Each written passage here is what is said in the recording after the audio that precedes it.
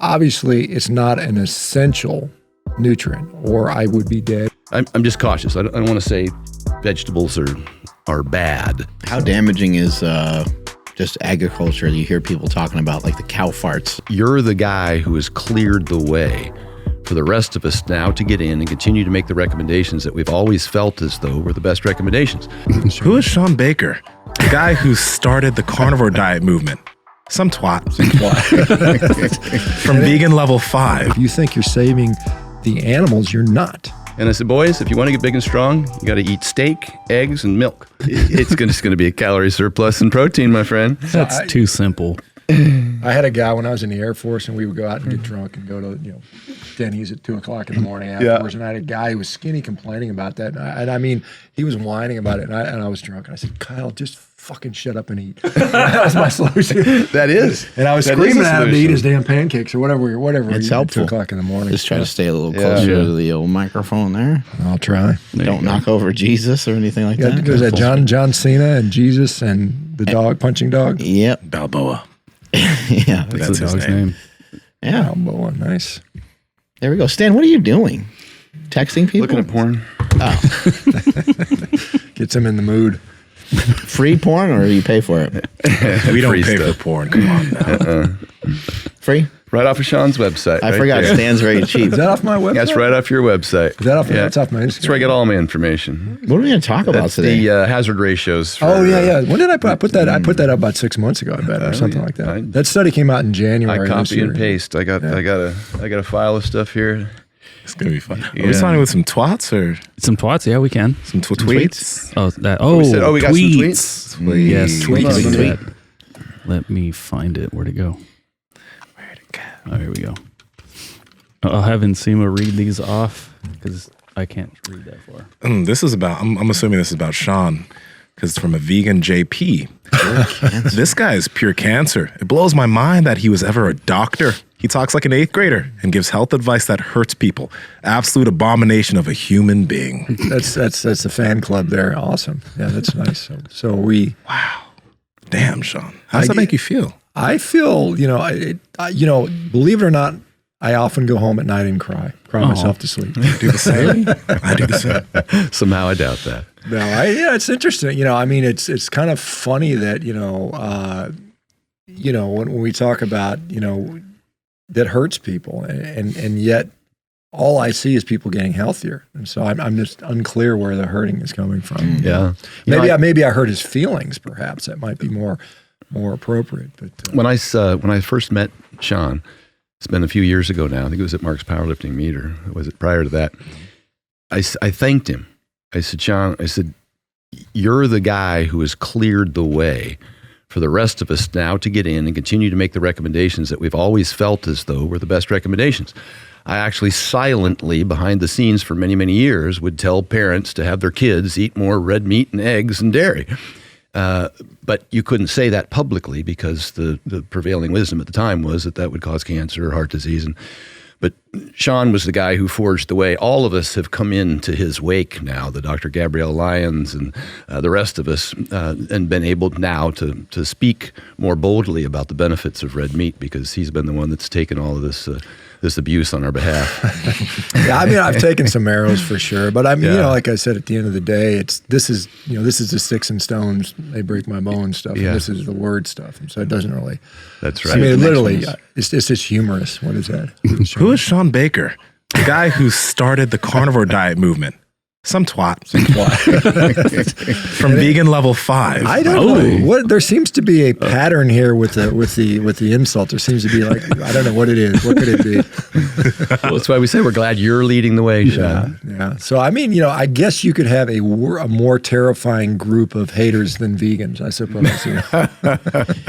Sure. Yeah, I'm sure you feel physically threatened. Are there things that actually bother you though? Like if somebody. Because sometimes, someone will say something on a post that I make, and I can get annoyed. Not so much because they hurt my feelings, but more so just because they're inaccurate. For example, if someone's eating all that meat is destroying the universe or destroying our planet, do you kind of feel the urge to want to correct them and say, well, actually, it depends on how do you get into that, or you stay away Yeah, I from mean, early on, when I was first, and I didn't do this to piss people off. I was just like, hey, I'm feeling healthy, eating meat, and I've seen a lot of people that have done that. And so and then of course I went on Joe's, Rogan's podcast, and then all of a sudden I've got all these daggers pointing at me. And so, and initially I tried to engage with these people, and then I would always come to this sort of turning point where I said, hey, look, whatever your ethics are, whatever your beliefs are, if there was a situation where your health or the health of your family depended upon getting better eating meat, would you do that? And then they would say no. And then I said, I'm not dealing with a rational person, so I can't have this conversation. So it became where it was a waste of my energy. Now I've put out so much information, and I mean, I'm trying to get research done. And in fact, I've helped some of the research actually be performed. And I'm not here to say that I know it all. I'm just saying this is something we should look at, because there's just too many people that are getting healthy by eating a meat-based diet, and whether it's a vertical diet or a keto diet or a carnivore diet, there's something there, and we need to not just dismiss it outright and say, hey, we need to study this stuff. And some of that's happening, but does anything really bother me? Not particularly. I mean, I had some people go after some of my family occasionally. That kind of annoys you a little bit. That's weird. But I mean, it is kind of weird to think of that stuff. But I mean, what really, the vegan stuff I kind of laugh about. What kind of gets me is sometimes when people tell me what I'm allowed to talk about. That really pisses me off. They're like, stay in your lane and you're only going to talk about this. And I'm like, look, I'm a surgeon. I was a military guy. I'm an athlete. I'm a father. I care deeply about a lot of issues. And those things kind of annoy me. And I just tell people I'll talk about whatever the fuck I want to talk about. Yeah. And that sort of thing is more obsessed me than the vegan stuff. Because the vegan stuff is just, I don't blame them. And in many cases, you can be on a vegan diet and you can be perfectly healthy and that works. But to sort of impose your dietary strategy and your beliefs on everybody else, like Stan pointed out, I never said carnivore is the only way or the best way, and everybody should do this. I mean, I just say, look, this is an option. It seems to work. Why not take somebody who's suffering from Crohn's disease and has been 10 years suffering and medicine's only doing so well? Let's try this and see what happens. And more often than not, they get off their medicines, they get healthy. That's cool to me. That's really neat. We should be celebrating that, not demonizing it because of some misguided beliefs about animal ethics or environmental stuff, which we can talk about. I mean, I've looked at this. I've been to ranches. I talked to ranchers. I talked to the leading people in the world on this stuff, and I'm educating myself. I know more about ranching and the cattle industry than I ever thought. And compared to most doctors out there that don't get into this stuff. You referenced Dr. Mitlauner's research with respect to environment, and you can also very quickly dispel the myth that there is even such a thing as a vegan diet. Millions and millions and millions of animals die for growing vegetables as well. So those are difficult challenges. People present to me, I have vegan clients, and they present to me if they have health problems. Sometimes I have to try and navigate just how far they're willing to go to remedy those health problems, which I think are caused by a diet, that's the deficiency in the diet. And we have to have those discussions. And, look, you're not saving lives. Okay, rabbits and foxes and birds, and they're animals too. And you're not saving the environment. And we look at arable land and methane production and with respect to Mitlauner's research. So there have been times I've engaged into those conversations, but only with people who are kind of willing to take a broader look at it. Folks who are dogmatic or religious about their choice and are virtue signaling, it's really not worth the cost of the voice. So from vegan level 5, a returning guest, this man has the testosterone level of a female and has given himself diabetes, yet they still shout meat heals every 60 seconds. Interesting. Yeah. So, I mean, it's, this is a really interesting topic. And so when I was here about 3 or 4 years ago, I had a hard workout. 2 days later, I tested my testosterone, tested low. And so it was like 400 or something. No, it was lower. It was like 240. Oh, okay. I had it retested a week later. It was 100 points higher. I've tested it subsequently several times higher, and it's been mid-normal range. It's not something I really care that much about, because I'm like, when I look at testosterone function, I'm saying, what can you physically do? I mean, if you're lean, you're muscular, you're strong, you're mentally checked in, if your sexual function works well, then those numbers, anybody that knows anything about testosterone knows it fluctuates throughout the day. I mean, it changes dramatically. When you wake up first thing at 5 o'clock in the morning with an erection, which you should still be even in your 50s. It's TMI, Doug. Well, sorry. But anyway, that's when your testosterone peaks. So if you check it at 2 o'clock in the afternoon, it's going to be lower. And it's going to be, like I said, a hard workout or something. If you're overtrained, there's so many reasons why your testosterone can be variable. And so people say, one day in your life you had low testosterone, therefore you're like an old grandma. And anybody who looks at me is like, if I'm an old grandma, there's some pretty strong grandmas out there. It's kind of a funny type of thing. And then as far as, the other comment on diabetes, one of the things, and I've, over the years, I've been pretty conscientious about looking at my blood glucose. When I exercise very intently, as it should, my blood glucose goes up. When I was training for world records in the rowing, I was doing first thing in the morning, I was going out there and just killing it. First thing in the morning, that shoots your blood glucose up. And I had this anticipatory response. Like every day my body knew, hey, he's going to get up and do something stupid. So the liver needs to start ramping up, glycogenolysis. And so we're seeing that. And so now what I do is like the training we did today, we went for a nice walk afterwards, a nice cool down. What you see is, for most of us when we exercise, particularly high intense exercise, we see an acute rise. Your liver can put out it can increase its glucose output by 15-fold during acute exercise. So you'll see that spike, but then if you follow it up with, a cool down, you bring it back down. And I wasn't doing that, so that's part of that. But I mean, again, this whole 1 day snapshot lab, test is not an indication of who you are and what you are. And like I said, this always makes me laugh because half the time they're accusing me of low testosterone, half the time they're accusing me of taking steroids. It's like, well, what's it going to be, guys? It's a really interesting thing, though, because one, especially seeing your work capacity, how strong you are, how explosive you are, one would expect your testosterone to be higher, especially with how popular TRT is nowadays. People would just expect you to be walking around at like 800 or some shit. Well, I mean, this is, Stu Phillips did a nice study in 2018 looking at, and again, this is not augmented, this is just natural physiologic range. It doesn't matter if it's 300 or 800 with regard to muscle gain. It had to do more with androgen receptor density. And so whether you're at 300 or 800, and again, this was a study done on young college, strength training athletes. And what they found, it didn't matter if it was free testosterone, bound testosterone, sex hormone, binding globulin.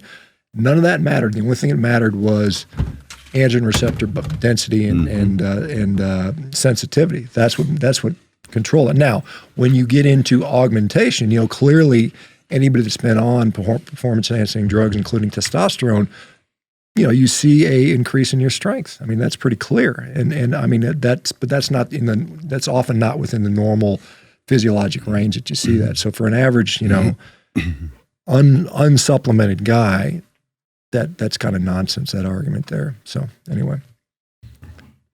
All right. Next one. Okay. He sells his carnivore diet plan to uneducated victims. The reason he opposes veganism so much is because they go against his primary method of making money.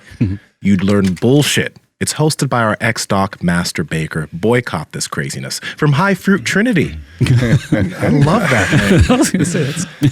I'm seeing the pattern with a lot of vegans that are just, again, this is something that it upsets their worldview that, you've got people that are clearly getting healthy. I mean, I basically share stories. We've got podcasts of literally hundreds and hundreds of people talking about going on the diet, and they lose weight. They come off medications. They cure their autoimmune issues. Their depression goes away. Many of them, by the way, are ex-vegans, and we have literally thousands of ex-vegans that have gone that and change their story. And so if I wanted to make more money, like I said, I'm a licensed physician. I can go back and do surgery. I can make more money than I make now in that regard. Now, hopefully, to be honest, hopefully we'll continue to be successful financially and continue to make money so we can continue to scale this, so we can bring this to, not the thousands of people that we're doing now, but eventually millions of people. And I think it's something that,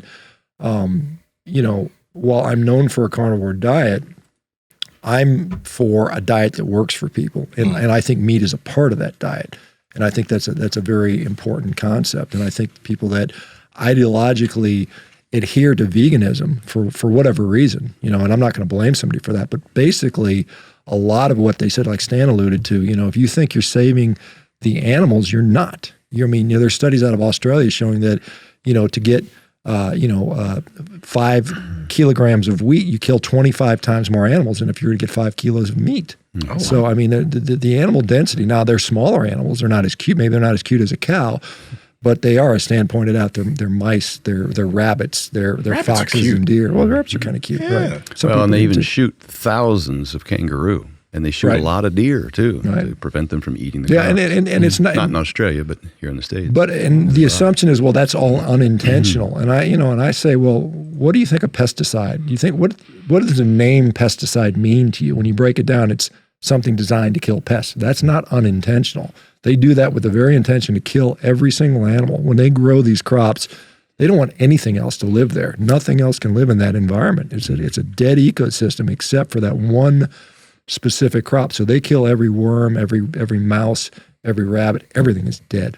How damaging is just agriculture? You hear people talking about like the cow farts, stuff like that being a real problem. Is that really an actual thing? Or the practices of these farms, is that really an actual right thing? So let's face it, we all have to eat, and there's an impact to that, right? The damage is what they say is going on is over exaggerated to sell. There's reasons that they want to do that, but if we look at, for instance, you often hear that animal agriculture is responsible for more greenhouse gases than anything in the world. There was a documentary called Cowspiracy that came out, I don't know, 10, 15 years ago, and they quoted 51% of all greenhouse gases come from animal agriculture. That was clearly a lie. They had to rescind that. They rescinded that down to 18%, partly on the work of Dr. Frank Mitloehner, who we brought up, and then they subsequently changed that to 14%. So 14% of the world's greenhouse gas emissions are from animal agriculture, but that's assuming it's a life cycle assessment. So that's like, it's not just the fart, it's technically the burps. Right. It's not just the burps, but they count everything. They count how, when they drive the beef to the grocery store, they count that as emissions. When they grow some of the crops, they count that as the emissions. When they package and produce the plastic to make the wrap, they count that in their emissions. They didn't do that for for transportation. They just said, what comes out the tailpipe? So if you went tailpipe versus cow burps are basically 5% of worldwide emissions. So it's a threefold exaggeration. And the other thing you have to realize is, you have to talk about where you are. So if I'm looking at the United States, for instance, and we have very good data from the EPA showing that cows are responsible for roughly 2% of our greenhouse gas emissions. And I keep saying emissions because we're not talking about carbon sequestration, which is also occurring, which lowers those emissions.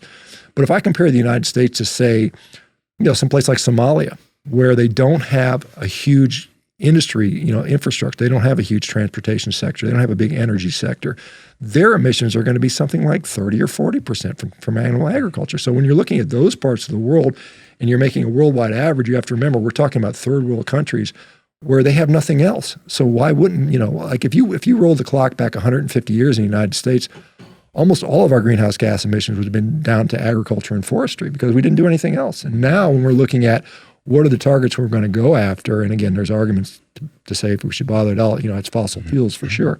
Methane, which is the biggest thing that animal agriculture does, and it's like 28 times more global warming potential, and depending on if you're looking at a 20 or 100-year cycle, it's a flow gas. So everything that goes up comes right back down. So it's at a static state. It's not increasing in the atmosphere. In fact, NASA's Jet Propulsion Lab did isotopic sampling of the atmosphere, and they said, where is the methane coming from, or where are the greenhouse gases coming from? And it wasn't from cows. And so what they say is, they can measure, they can take a cow and they can put a mask on it and say, how much do you burp? And then they multiply it by 1.3 billion cows and say, this is the cow output, and they measure a few other things. But what they're finding is, particularly with methane, every single year they're finding new methane sources. And so that cow contribution gets smaller and smaller and smaller, but they're not recognizing that. And so when they look at what's actually in the atmosphere, almost none of it's coming from cows. So that's the interesting thing.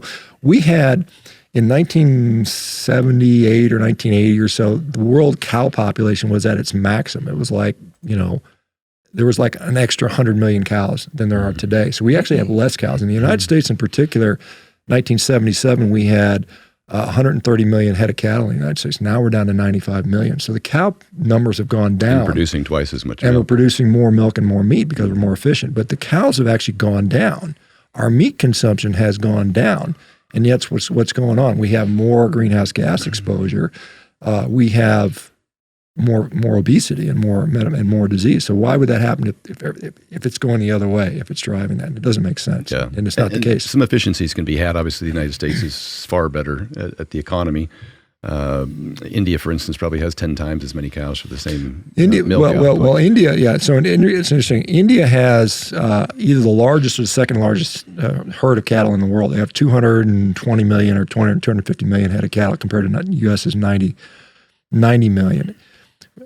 From the dairy side, it takes them almost 20 times as long to produce the same amount of milk as we do in the United States. Wow. So they're very inefficient there. And so really, if you wanted to talk about how do we go forward with the planet, and most of the cows in India are pretty disease-ridden. They're covered in, they're loaded with parasites because they just roam and eat garbage. I mean, that's what they do. They're not really managed very well. And so these guys are very inefficient. But in the United States, where we all live, you're not saving the planet by going vegan. You're not doing anything. You're basically. There's an amazing site on Instagram, and I hope I remember the name of it, that I think everybody should tune into, because this guy's incredible at delivering this information. And he's I think he's a third-generation dairy farmer. Is it Iowa dairy farmer? Is that? Yeah, Dan Van Tanker. I've interviewed him. He's a great guy. He's amazing. Yeah, great site. Go on there and just start watching some of his Instagram posts. But he talks about all this, and he has a very efficient milk farm where he raises dairy cattle and has for 3 generations. And I think he's got an agricultural degree from Iowa, is my understanding. Yeah, smart guy. Yeah, I mean, what he does is really nice. There's all this vegan propaganda about how dairy farmers are abusing the animals. And he just says, look, here's a camera. This is exactly what we do. Yeah. What you're saying is complete bullshit. And he destroys it, and he gets so much pushback. They sleep in beds of sand. They go and milk themselves. They have an automatic milker, and the cows walk through it themselves. They're not steered through there. They're fed, at their will all day long, and they have these automatic systems that clean up all of the cow waste. It's pretty amazing. They'll continue to pull videos though of those cows being tortured, because there are those videos, right? Yeah, of course. Most of those videos that were shown in some of these documentaries are out of the country, and it's certainly, obviously intolerable that that's happening. In the U.S., it's less and less of that. Yeah. Like Shawn said, you become as a dairy farmer, you're going to want your cows to produce, and the better you take care of them. I grew up in Portland, Oregon. We used to go out to Tillamook all the time. Tillamook cheese was delicious. Delicious. Yeah, it's good cheese. Derek Josie is a proprietor of the dairy farm out there. Yeah, he's another farmer. The way they take care of their cows there is phenomenal. Their dairy cows there. I mean, they're brushing them, and they lay in these beds of sand or hay, and they're treated like kings there. Yeah, or queens, I should say. Yeah. Next one. Let's switch gears for a moment. You're not going to beat up on me anymore. Yeah. Still more. It'd probably just be a little bit more of the same.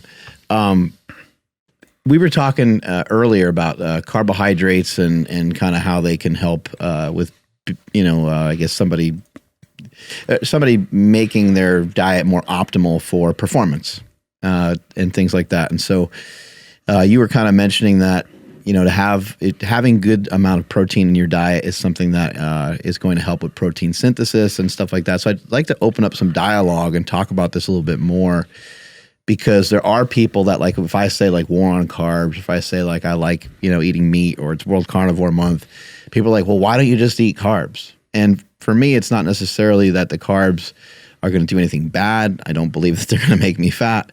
It just throws my diet off. I like to be kind of locked in on my diet, and it's World Carnivore Month, so I'm taking it as a challenge as well.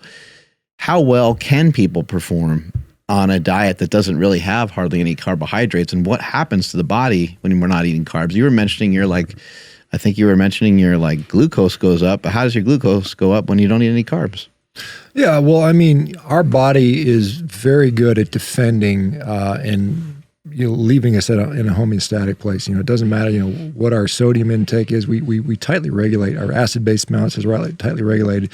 And even though I don't eat carbohydrates or any appreciable amount of it, my blood glucose never goes to zero. I mean, you just can't exist. Nor would you want it to. Nor would I want it to. I mean, it can get pretty low, and there's some interesting studies Cahill did in the 60s where he starved people. Got them starving where their blood glucose was 40, milligrams per deciliter, and then he would give them insulin on top of that, and then they'd be down to 10. Yeah. And normally that would kill most people, but because they were compensating, they did well with that. But I mean, because I eat a lot of protein and to some degree fat, I eat plenty of calories. There's something called gluconeogenesis. Most of us are aware of. You can turn amino acids into glucose, and you can turn the glycerol from triglycerides into glucose, and that stores in your liver. And you just have it, and you become very efficient at that. And there's also your muscle glycogen is refilled, maybe not to the extent that you would with carbohydrates. But I mean, again, how much do you actually need to perform? We had a good workout. I mean, I would say I hung with everybody pretty well, and it was great. And I think that's something that you can do very well with that. And I've got there's guys in the NFL now on the carnivore diet. There's professional MMA fighters on the carnivore diet. They're all doing well. It's not for everyone, for sure. There are people that just don't feel very good with that, and I don't know why that is yet. And I mean, there's some people that don't eat enough. One of the things Stan and I talked about is fueling yourself properly. And if you just don't have an appetite and then you expect yourself to go perform at a world-class level, that's going to be hard to do. So you have to be able to eat, and carbohydrates help you to eat more. There's some impacts on some of the satiety hormones. We know there's studies that support that. So you can eat more, which is going to have an impact. We also know that, carbohydrates are going to be very effective at restoring glycogen, which can be beneficial as well. I think that, when it comes to muscle building, can you build muscle without carbohydrates? Sure, you can. Is it the most optimal, most effective and efficient way? Probably not. I mean, I think as much of the studies we have, you can point to flaws in all these studies. You can say, what else are you looking at? When I look at, who are the biggest, strongest guys on the planet, when I look at bodybuilders, they're all eating a high protein diet for sure. They're all training their asses off with mostly high volume in many cases, but they're eating some carbohydrate as well. And I think that's, the effect may be a performance benefit. It may be an appetite and calorie benefit.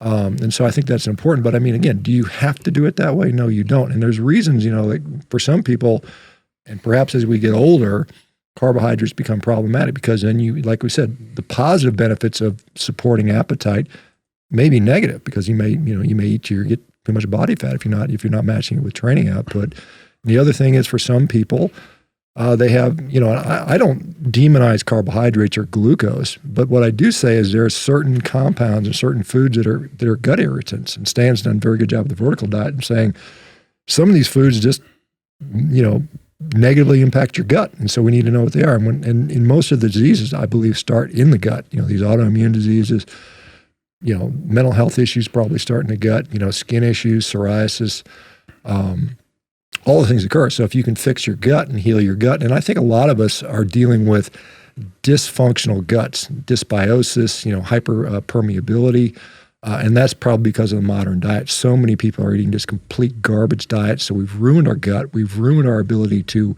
properly process the nutrients in the good foods we should normally eat. And so we have people that now they can't tolerate certain fruits and vegetables, which sounds crazy, but it is what it is in many cases. And you have to restore that and fix that. And later on, like we see a lot of people, they'll do a carnivore diet for 3 months, 6 months. They'll deal with whatever issues they have, and then they can start adding food back in, which is kind of cool. Yeah, eliminate and reintroduce. Yeah. I talk about that. Your thoughts here with the carb in regards to carbs? Yeah, I talked about this, I think, first on Mike Mutzel's podcast, where I discussed the fact that you can get to the top of the Empire State Building taking the stairs, but the elevator's probably a little faster, a little better idea. And then subsequently that on Paul Saladino's podcast, and I kind of went over the muscle physiology as we know it now, as compared to the way we used to think it. Again, as Shawn said, specifically for that 1% of the population that's looking for optimum performance, anaerobic training in particular, I think that the carbohydrates have demonstrated to provide the benefit of enabling you to get one more rep or do one more set, maybe give you a little more stamina and endurance in the gym for an anaerobic workout. And we see that there seems to be an equivalent benefit from getting fat adapted in terms of endurance. We're hard pressed to see the advantage of carbohydrates there, except for maybe in that given event over probably 90 minutes with every 15-minute periodic intake of carbs, salt, and water, as the ISSN recommends. But with respect to muscle physiology for that 1% of the population, the way that Brad Schoenfeld describes it in his book, Hypertrophy, what we see now is that we used to think the carbohydrates were stored in the muscle as one thing. And they would do that by grinding up the muscle and looking at carbohydrate glycogen depletion for any given workout. And they said, well, you're only depleting 40% of your glycogen, so how could it be that big a deal? Well, apparently carbohydrates are stored in different locations. The sarcoplasm is one in particular that seems to be the last filled and the first depleted. And in the muscle, the sarcoplasm, those carbohydrates seem to trigger the calcium channel that is responsible for firing. That's the tropomin, tropomyosin channel that allows for the cross-bridging for the actin myosin contractions. So for those who study muscle physiology, that'll be very familiar and probably somewhat rudimentary. But that's depleted first. And so that might, just like creatine, might give you in the creatine phosphate system one more rep by renewing that first 10 seconds. The first 30 seconds, having an abundance of carbohydrates available might help. There's also another component to that, and I think that's partly that some of hypertrophy isn't just the muscle fiber; it's the fluid in the sarcoplasm as well. And some of the hypertrophy benefits that are derived, probably as much as 20% potentially, could be from the fluid expansion and the compression of the cells provides a hypertrophy benefit, which you can obtain from more carbs, which obviously hold 3 parts water and then sodium. So there could be a muscle breakdown benefit. It's small, and it might help with adding one more rep, 5 more pounds, one more set throughout the workout. And the cumulative effect of that over time, this wouldn't be anything you'd see immediately. Although in powerlifting, we do find that the fuller we are, we used to intentionally try and get ourselves as loaded as possible right before a meet with some carb and salt loading, particularly after weigh-ins, would help with some of that compressive force with the muscles. So there's a benefit there. I also found that when you look at most of the diet literature, we talked about how important a carnivore diet can be, or an elimination diet might be for initial intervention for things like diabetes, for obesity, digestion issues. We talked about the FODMAP menu, and a whole host of other disorders that people present. Often I see present with on your website as well. It seems that people, like we said, 6 out of 7 people go on a diet, lose weight. The vast majority of them gain it back within a certain period of time, 1 to 3 years, up to probably 90%. It seems like when they go off the diet, they tend to migrate back towards a balance of proteins, fats, and carbs. We also see pretty good literature to suggest that that like a 40% carbohydrate, I hate to put a number on it. I will say that 30% or north of protein seems to be the most beneficial macronutrient that everybody should include. Where you put fats and carbs, as we saw in the Diet Fits trial out of Stanford, a 1-year trial on over 600 people, that where they put carbs and fats didn't seem to matter in terms of weight loss or insulin output. And we also see that in terms of these high glycemic versus low glycemic carbs. If you control for calories and protein, if you eat high glycemic or low glycemic carbs, it doesn't seem to affect weight loss. And so it's really, like you mentioned, it's really a choice. What's your preference? What can you sustain over time? And how do you feel on the diet? I'm curious about this because, Shawn, you've been doing carnivore for a long time. Do you think that there's, and Stan too, do you think that there's something that people need to think about as they age? Because we know that individuals' insulin resistance gets worse as they get older generally. I right? think you've eaten less carbs over the years, haven't you? Brought them down a bit? Particularly if I'm not training at the same intensity, or if I'm traveling and I don't want to be as hungry as often, or as hangry. I don't get the same degree of hunger. Yeah. If I reduce carbs and increase proteins and fats. But it takes a few days to get quote unquote fat adapted. We see that with like those oral glucose tolerance tests, et cetera. If you're fat adapted and you go in and hit yourself with a shot of glucola, you're going to spike and it's going to look crazy. Yeah. So you have to kind of reintroduce carbs before you do something like that. So your body will respond acutely based on your current level of adaptation. Yeah, I mean, you specifically asked about Like as you older get athletes. older. Yeah, and especially athletes. As much as I hate to admit that, I'll include myself there now. I kind of keep thinking I'm in my 20s, but I think some of the misconceptions that I find out there is that older athletes can't train hard, and I think there's some issues around. You need to you can only do a third of what you could do in your 20s. I'm not finding that. I mean, I continue to train hard. Stan, I saw a funny post of you about talking about, when I was going in and maxing every day, I was hitting 600-pound bench, and now I'm listening to the science, I'm down to whatever 400 or something like that. Yeah. But I think there's this expectation that as I get older, I'm just going to get weaker, and I'm not going to be able to train hard, and I think that's a problem. That's setting yourself up for failure, and I don't approach it that way. I'm like, I want to For instance, I mean, today we did these deadlifts. This was a lifetime PR for me. I hit today 2 days shy of my 55th 22 reps, 415 pounds, trap bar deadlifts. Yeah, and dead stop. That was the thing. I wanted to make sure it was dead stop. Turn the camera on and have Andrei Milanichev screaming in your ear. It's bound to do that. Yeah, it helps. But I mean, it's something that, and I haven't been doing it my whole life. I'd say for the last maybe 4 or 5 years, I've been playing with that. And so at least I'm better than I was 4 or 5 years ago. And so I think that one is that, again, is the average person in the U.S. and even the average gym goer is probably under eating protein.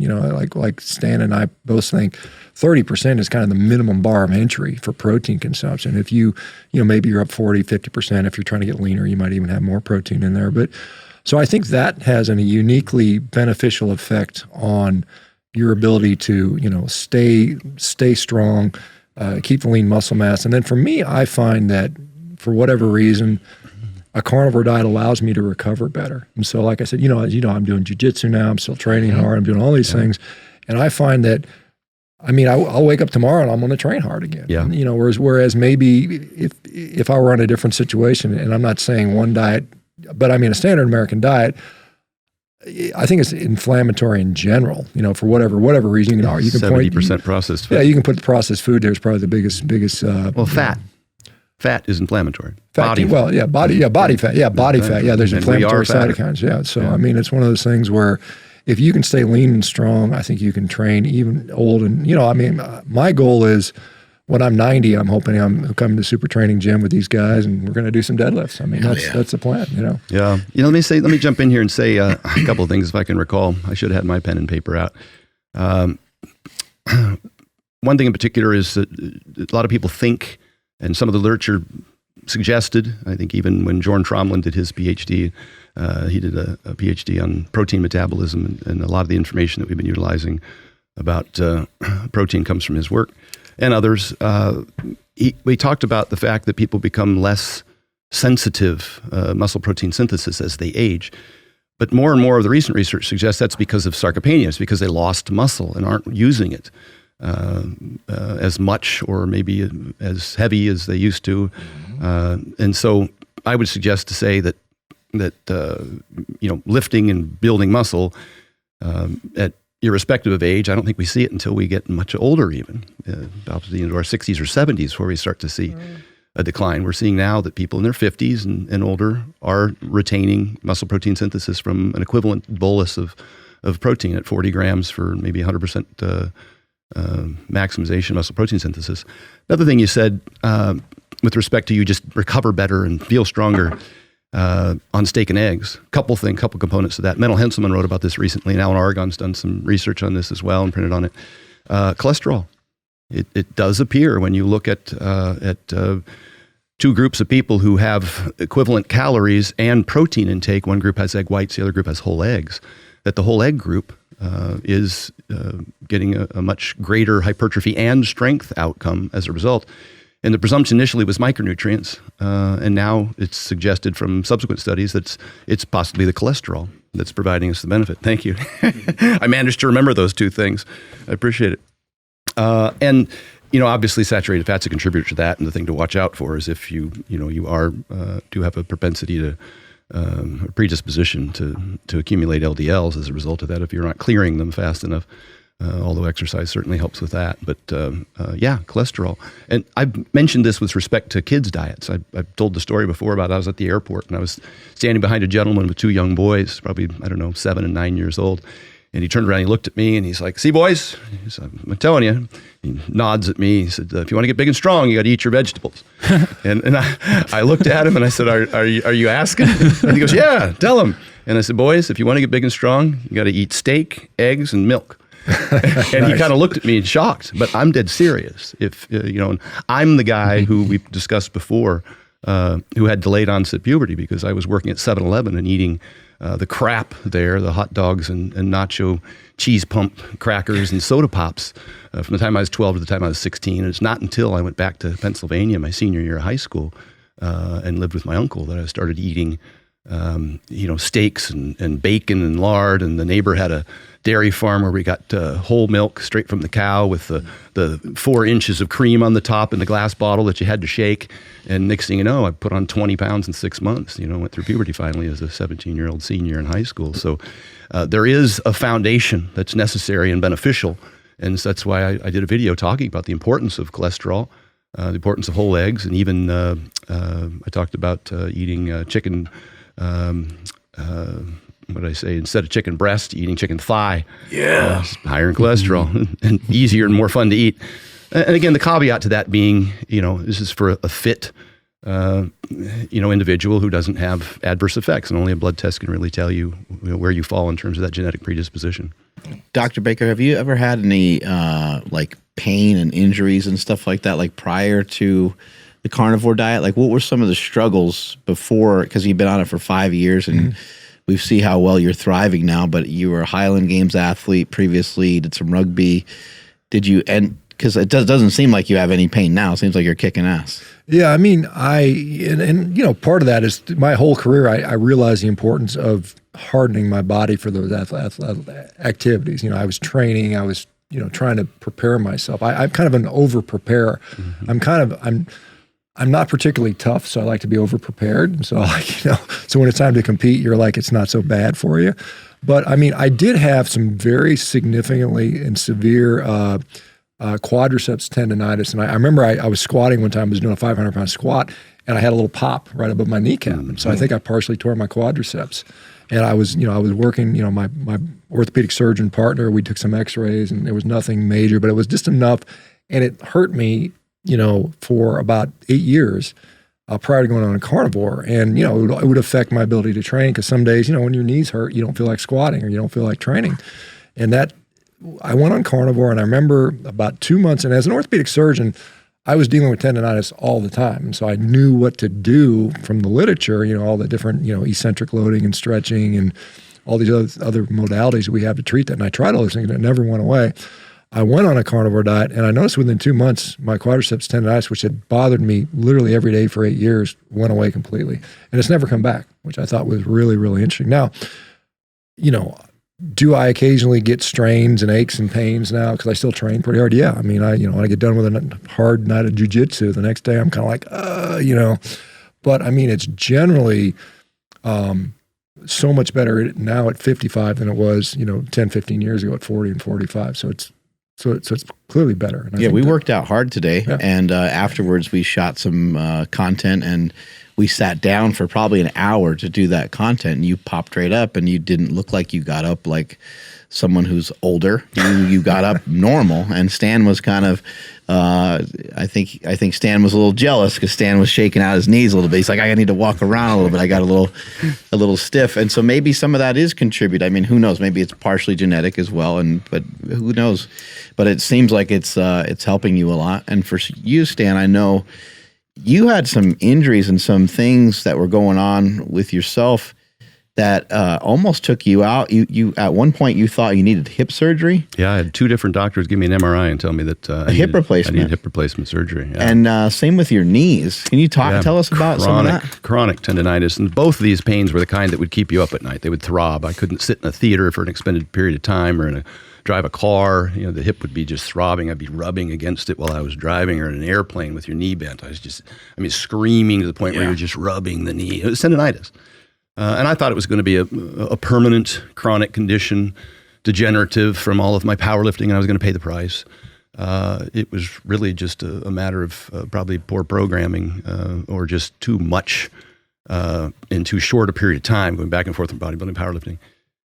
But I did a rant called Keys to Pain-Free Knees, another one called I Broke My Back, where I talked about kind of the preventative measures that you can utilize, and then also the rehab methods that you can utilize. And that was really just reducing the load and the range of motion and move early and often. That's the basics of it, and try and obviously get enough sleep and calories and protein. Oftentimes people get surgeries or what have you, and they don't understand how important it is, particularly in those moments, to maintain a calorie surplus and adequate protein. It's really hard to rebuild a body at a deficit. Did you get any surgeries, by the way? No. I didn't. Yeah, I didn't have to get cut on. I went in for, some mobility work, I guess you could say. I just moved through whatever range of motion that I didn't experience pain. There's some interesting work that, I don't know if you've talked to the folks from Barbell Medicine yet, Austin Baraki and Jordan Fagenbaum. They do some great research, great stuff on pain management. A lot of it comes from the biopsychosocial method, and those methods talked about by Dr. Lara Mosley from Explain Pain out of Australia. And they talk about the fact that the pain isn't a really good indicator of the degree of damage that's been done, and that psychologically speaking, it's a defense mechanism, and you really need to continue to try and move. What often happens is that people become what Greg Nuckols refers to as kinesiophobic. They just stop moving. And anytime that happens, if you limit range of motion, imagine putting a cast or an ankle brace on an ankle, it atrophies and you lose range of motion. And that's the last thing you want. And that is often what people do with their back pain, is that they just stop moving. And that's the last thing you want to do. You want to continue to move. Even if you get somewhat injured or feel a pop or a pain in that given workout, you should lower the weight and range of motion and continue to move through, so you can kind of desensitize the area and put more blood in there, and then continue to do that ongoing. Another thing is I see a lot of people end up and this isn't an indictment on physical therapists and chiropractors. They're not all the same. Some are better than others. And a lot of times they'll go in and next thing you know, they're getting bent and twisted and turned and crushed and cracked. We refer to that as picking the scab. It really just prolongs the problem. I oftentimes, and I may have mentioned it before, wish I was in the physical therapy or chiropractic industry, because the diet industry, we've got a 95% failure rate. I don't care who you are. People, the recidivism, as we mentioned earlier, people gaining the weight back is very, very high. Our success rate's very low long term. There's obviously some immediate gratification for people who remedy, certain health issues, but just exactly the opposite's true in the industry of chiropractic and physical therapy. About 90+% of pain resolves itself spontaneously within 4 to 6 weeks. So whatever intervention, regardless of what it is, whether it's physical therapy or chiropractics, or you got some gua sha or electric stem, or you even wore a copper bracelet, you will attribute your recovery to whatever intervention that you were doing.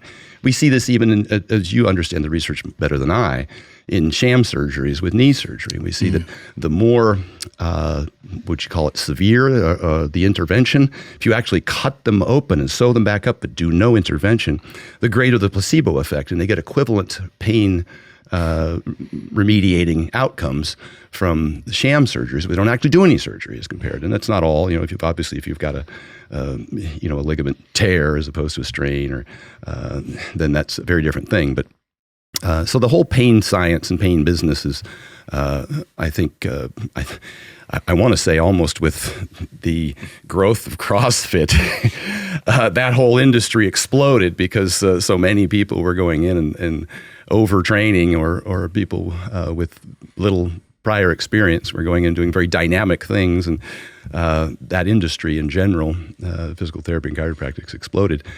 And, in turn, a whole lot of minimally effective, if not effective other than placebo, procedures are being implemented that just don't really have any proven long-term outcomes as compared to just general movement or patience or just, like I said, just lightening the load, shortening the range of motion and continuing to move.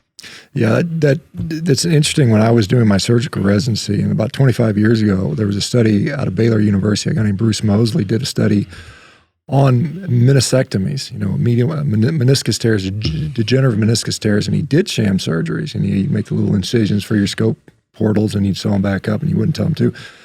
The outcomes were no different, and that shocked the orthopedic community because we were doing thousands and thousands of scopes and knee scopes to do meniscectomies on degenerative arthritis, and it turns out you're not doing diddly squat for these people, and still even today, there's those operations continue to go on, and they don't provide really any significant relief. And so it's one of those things where there were a couple of statistics I want to throw out here. And this is right out of, I went to a barbell medicine seminar a couple of years ago. This is their actual manual that they put in here. I took some pretty copious notes in listening to them. And I think highly of these folks' recommendations. We got the ultimate student over here, by the way, just so people don't know, like Stan has literally gone back to school.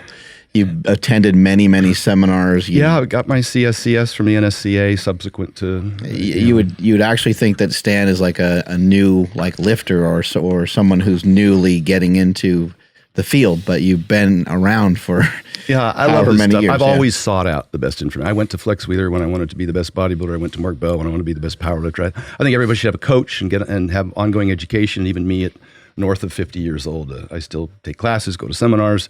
I just got back from Pat Davidson's seminar in Miami. He's an extraordinary mind. And the muscle doc, Jordan Shallow, was down there. So, you just keep learning. And there's a lot of great people to follow on the internet now. Obviously, I've been following Doc for years. I even printed out something that he posted. What was this, 2 years ago? Or no, how long ago was this? That is actually from earlier this year. Yeah, I copy and paste these things into a notepad. You ask me any question, I'll pull up my notepad, and I've got all the studies and stuff from a variety of different people.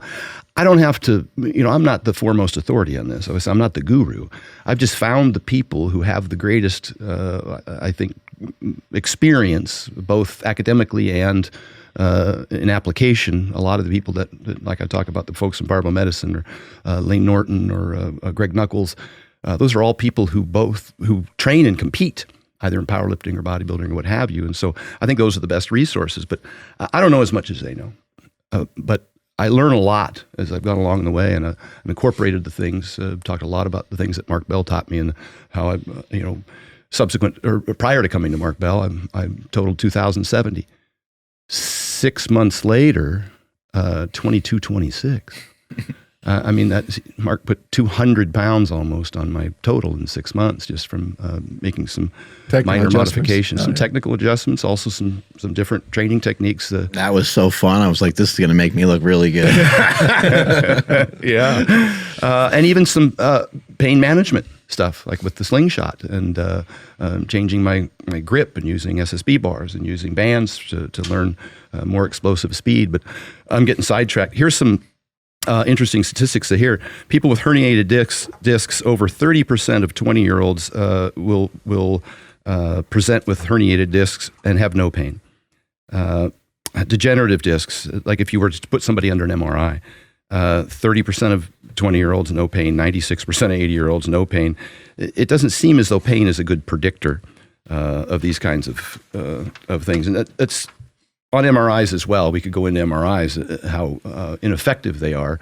People try and identify some sort of degenerative problem, but that doesn't tell us anything about whether that's causing pain right, or fixing that would remedy the pain. We don't know. Yeah, even looking for a problem is problematic. Yeah, I mean, if we were to MRI all of us, just head to toe, we would find all kinds of shit. Hundreds of things wrong with us. We're like, oh, so don't even want to look there. The Bulgarians say it's the same pain. It just moves around the body. That's what they say. I went to a seminar a few years back with Brett Contreras, PhD, the glute guy, super smart guy, and he said something that stuck with me ever since that's discussed here as well. And that's that you got to be really careful identifying people as broken, as needing fixed, because they'll focus on that, and it provides kind of a nocebo for them. The negative expectations result in worse outcomes, and the positive expectations result in better outcomes. So I have to be very cautious about people who are wanting to go get identified as having some problem that then needs fixed, because then they're more likely to think that identify themselves as that problem. Rather than thinking about their potential. Yeah, there's the concept of secondary gain. They like identifying as sick so they can get other people feeling sorry for them. I mean, it's a true phenomenon where they like to identify with their. You're going to get us into politics here real quick. And it's an excuse too. Yeah, obviously. But, we're headed down that road. My buddy over here, Nsima, on his hand, it says limits, and the limits is crossed out. Can you tell these guys why you have that? Oh yeah. Well, my mom, she's Nigerian. She's an immigrant. You know the saying, "The sky's the limit," right? So she hates that. She hates that saying in general. So ever since I was a kid, she always said, "The sky's not the limit," and because she just had a twist on that. So that's why I have this, because it's just like we talk about on the podcast all the time about being very careful with the things that you believe in about yourself and the things you say about yourself, right? Yeah. Because a lot of, like, for example, the sarcopenia thing that you guys were just talking about on the internet, within a lot of these videos, there's a lot of people, especially when they see older athletes that, you guys aren't old, by the way, I'm not just, but when they say athletes that are a little bit older doing well, they automatically think those athletes, they must be taking so much shit, because like once you get to 30, 35, sarcopenia hits, your testosterone can't be high, you start losing muscle, right? Where we know so many athletes that are like you guys that are continuing to maintain, get stronger. And that was actually going to make, that made me wonder from both of you guys, what are the aspects of your training that you believe allow you to stay so resilient? Because you pay attention to a lot of people within fitness, once they start getting into their 40s, 50s, right? A decline is expected. You're not going to be maybe as you were in your prime at 25, but not as many people are able to maintain what both of you have been able to maintain. Because you could still fuck up, like you do jujitsu, you're going to fuck up some 20-year-olds. You're lifting, you'll still fuck up 20-year-olds. So what aspect of your trainings allows you to maintain this type of resilience? Let me hit the elephant in the living room here before Shawn jumps in on that. And that's that we're both 54 today. Shawn turns 55 on Monday. So happy birthday. And we deadlifted today and we did reps. We did 405. 20 was the goal. Of course, 415. 415. So I gotta keep remembering. That's a 65-pound bar.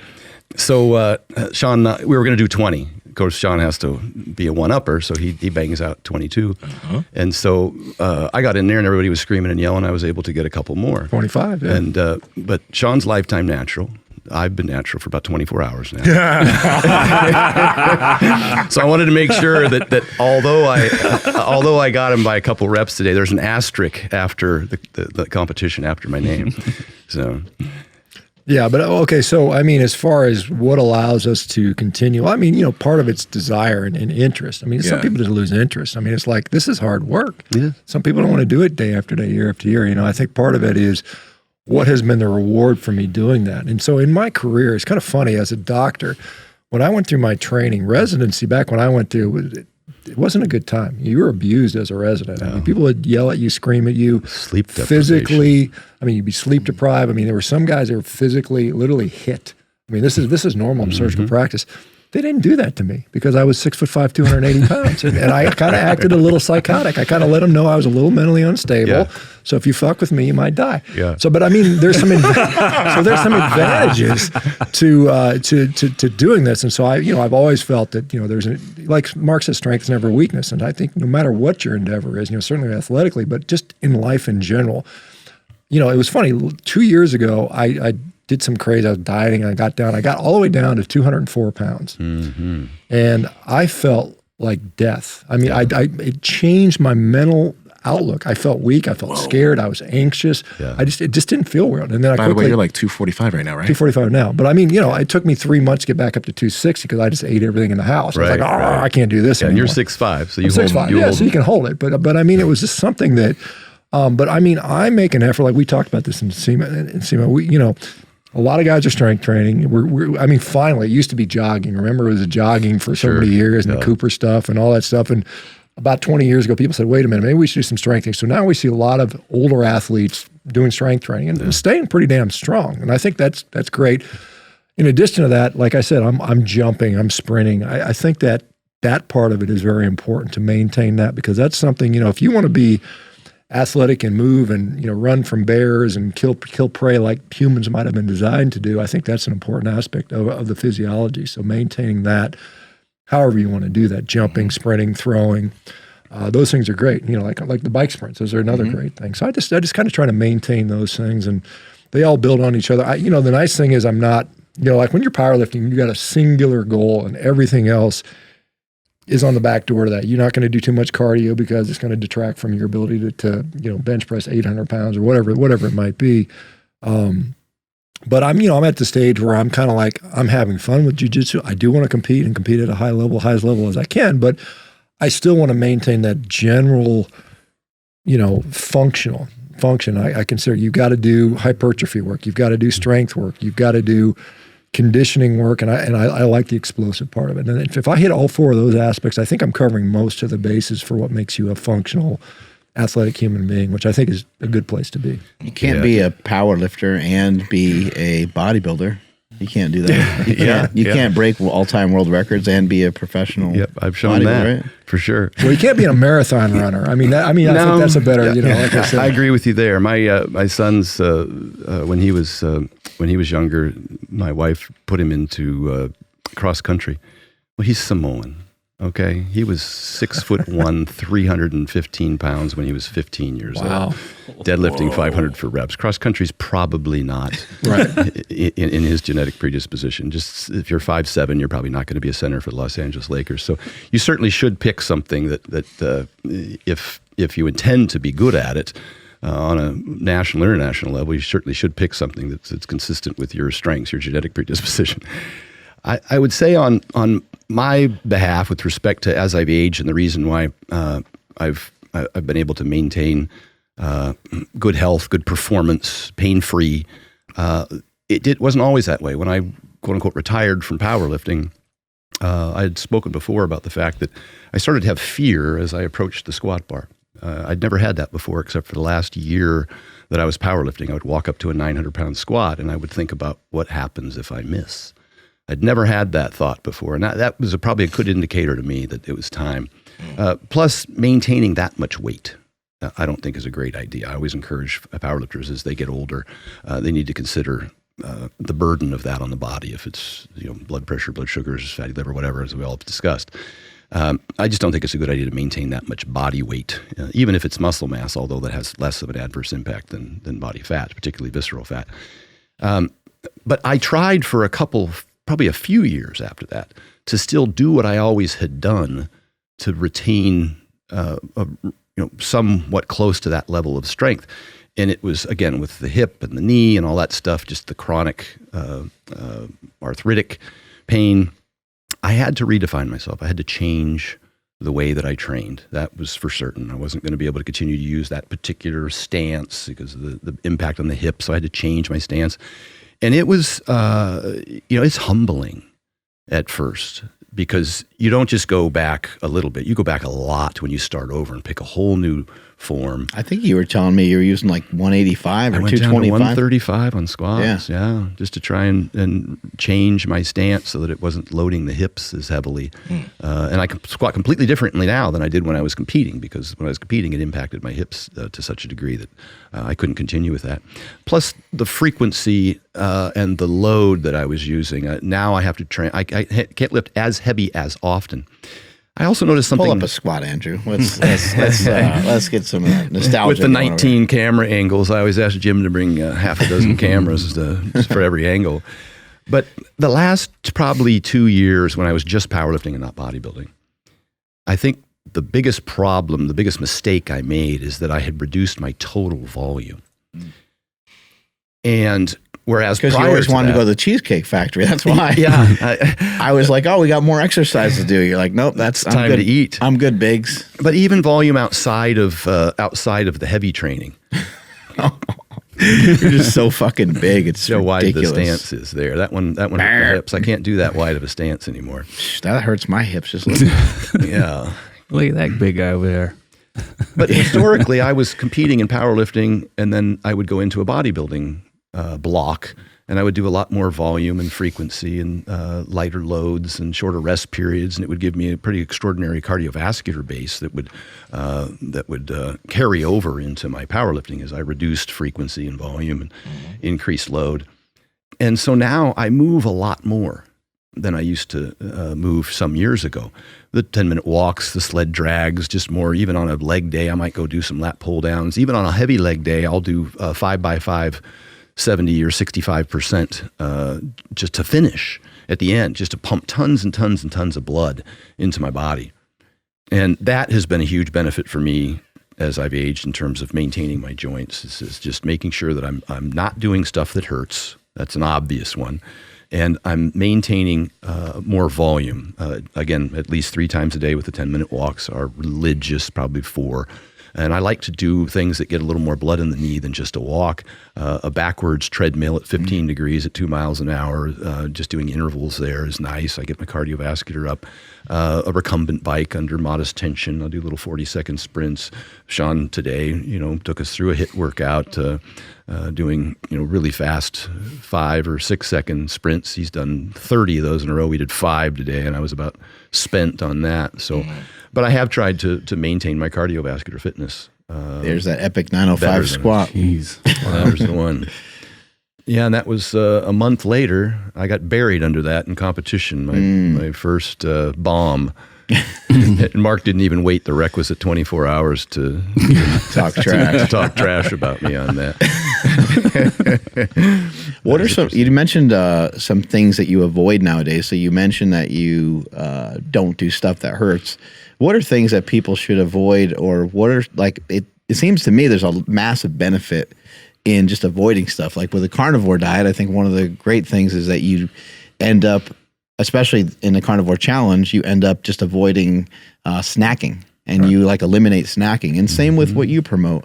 What are some other things that you think people can avoid that are real big things that can really help them a lot, such as something that you mentioned that you can do for yourself, like a 10-minute walk? So what's something that people can nix to really make some great improvements? Yeah, it would. I would want to optimize sleep. So things you can avoid would lead to that. Would be not staying up too late, not getting the blue light in your eyes, and just kind of the whole sleep hygiene. Cool room, dark room, quiet room sort of thing, and kids or pets in the bed. And so those are the kind of things that I avoid, and then I obviously avoid things that hurt. And that can be both in the gym and outside the gym with the lifts that I do. And I've mentioned previously that I have an intolerance or an allergy, whatever you'd like to call it, to seed oils. And I've long since learned, after almost 20 years of suffering from these chronic bouts of severe gastric distress, which I described in detail in one of my videos on explosive diarrhea, spackling the can and having to shower afterwards when I eat. And I, in all fairness, because this might segue us into more of this kind of conversation, and it led me to introduce foods like the Ultimate Elimination Diet, the Carnivore Diet, and then the FODMAP menu as a transition from that point for a lot of my clients, because most of my clients presented with some of these problems, because I was dealing in an industry, both in terms of weight loss for chronic dieters in the bodybuilding, figure, physique, bikini industry, and weight gain amongst athletes. An extraordinary percentage of those folks had these kinds of digestive issues, which, like Shawn says, they started to see immediate relief. So who am I to intervene and say, oh boy, this is an elimination diet and you shouldn't stay on it? And I think we just posted recently about that on just because you're eating low FODMAP foods doesn't mean you're on a low FODMAP diet. We're not restricting everything, and it's not a permanent recommendation. But I mentioned that in my video on seed oils that it is a poison to me. And I said I'm biased for that reason. I've just in the past been more vocal about nobody eating them. And where I've ended up on that is in my book, which is something we wrote almost 2 years ago, which has come to market to say that the vast majority of these oils, and I have to mention that probably the best discussion debate I've seen on seed oils was between Alan Flanagan and Tucker Goodrich here on your show. I thought that was extraordinary. It was two very well educated and informed individuals on the literature. And it was kind of a toss-up. I got to be honest with you. I wanted it to be a slam dunk. I wanted seed oils to be poison. I really do. I have, and I've expressed that because they are to me. But at the end of that whole conversation, what I got most out of it was probably the most, I think, convincing argument against seed oils for me, and what I put in my book was made by Alan Flanagan, who's a proponent of seed oils. He said that the obesity epidemic is primarily caused by overconsumption, excess caloric intake. The majority of that is ultra-processed foods, highly palatable ultra-processed foods. 70%, I think that was his exact percentage, of seed oils are in ultra-processed food. That's enough. End of discussion. You could have started and stopped there for me. I'm done as far as my recommendations to people. But I can't say, as I can't say about peanuts, although they can kill people with, anaphylaxia, as I can't say about, shellfish, which certain people are allergic to. I can't generalize that. I can't say that about, gluten for people who have a gluten intolerance or allergy, I should say. I can't say that and generalize that onto the whole population. So I'm cautious now not to do such. Dose-dependent, individualistic is really where I fall in there. But so I make that recommendation on seed oils. But there is, as Alan argued, I think on your show, there is folks who say when you replace saturated fat with polyunsaturated fat, you see a decrease in LDL, cardiovascular disease markers, not makers. We don't see an all-cause mortality outcome, certainly not an RCT, which will never be performed on that. The problem I have with that argument is that in the research, one of the studies that was cited was the muffin study in particular, where they overfed people 700 calories a day in these muffins, and the muffin was palm oil. That's not a whole food. Maybe if you replace butter with canola oil, you might see a benefit in LDL cholesterol. It's not a whole food. Would you replace a steak with canola oil? Calorie for calorie. There's no benefit in that. And there's certainly no micronutrient value or protein or anything else. And so I can't see a food in your diet or the one I'm recommending, or in just about any whole food diet, not just about, that you could replace one of those foods with canola oil and have a net benefit. I can see the standard American diet. I can see butter, but that's about it. And that's what the studies that have been referenced show, not replacing whole foods.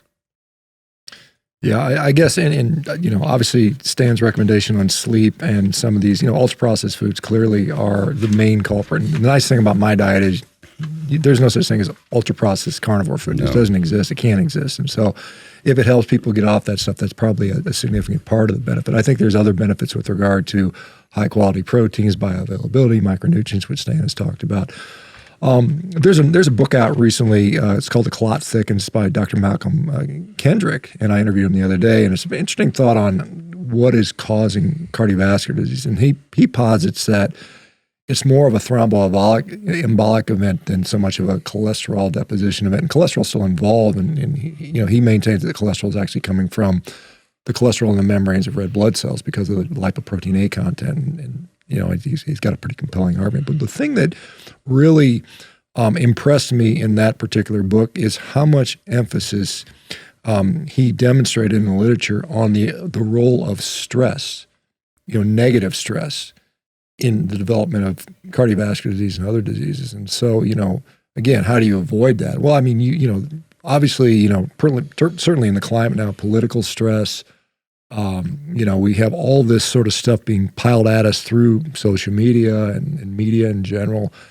some people have people in their lives that are just not helpful. And so, if you can, if some people talk about you're the product of the 5 closest people around you. And so if you have positive, upbeat people that, encourage you to do healthful things and, do all the things we'd like to talk about, then that's going to make a big difference. So I think, avoiding toxic people, stress, unnecessary, some stress is good. Like Sorry, Mark, you got to go.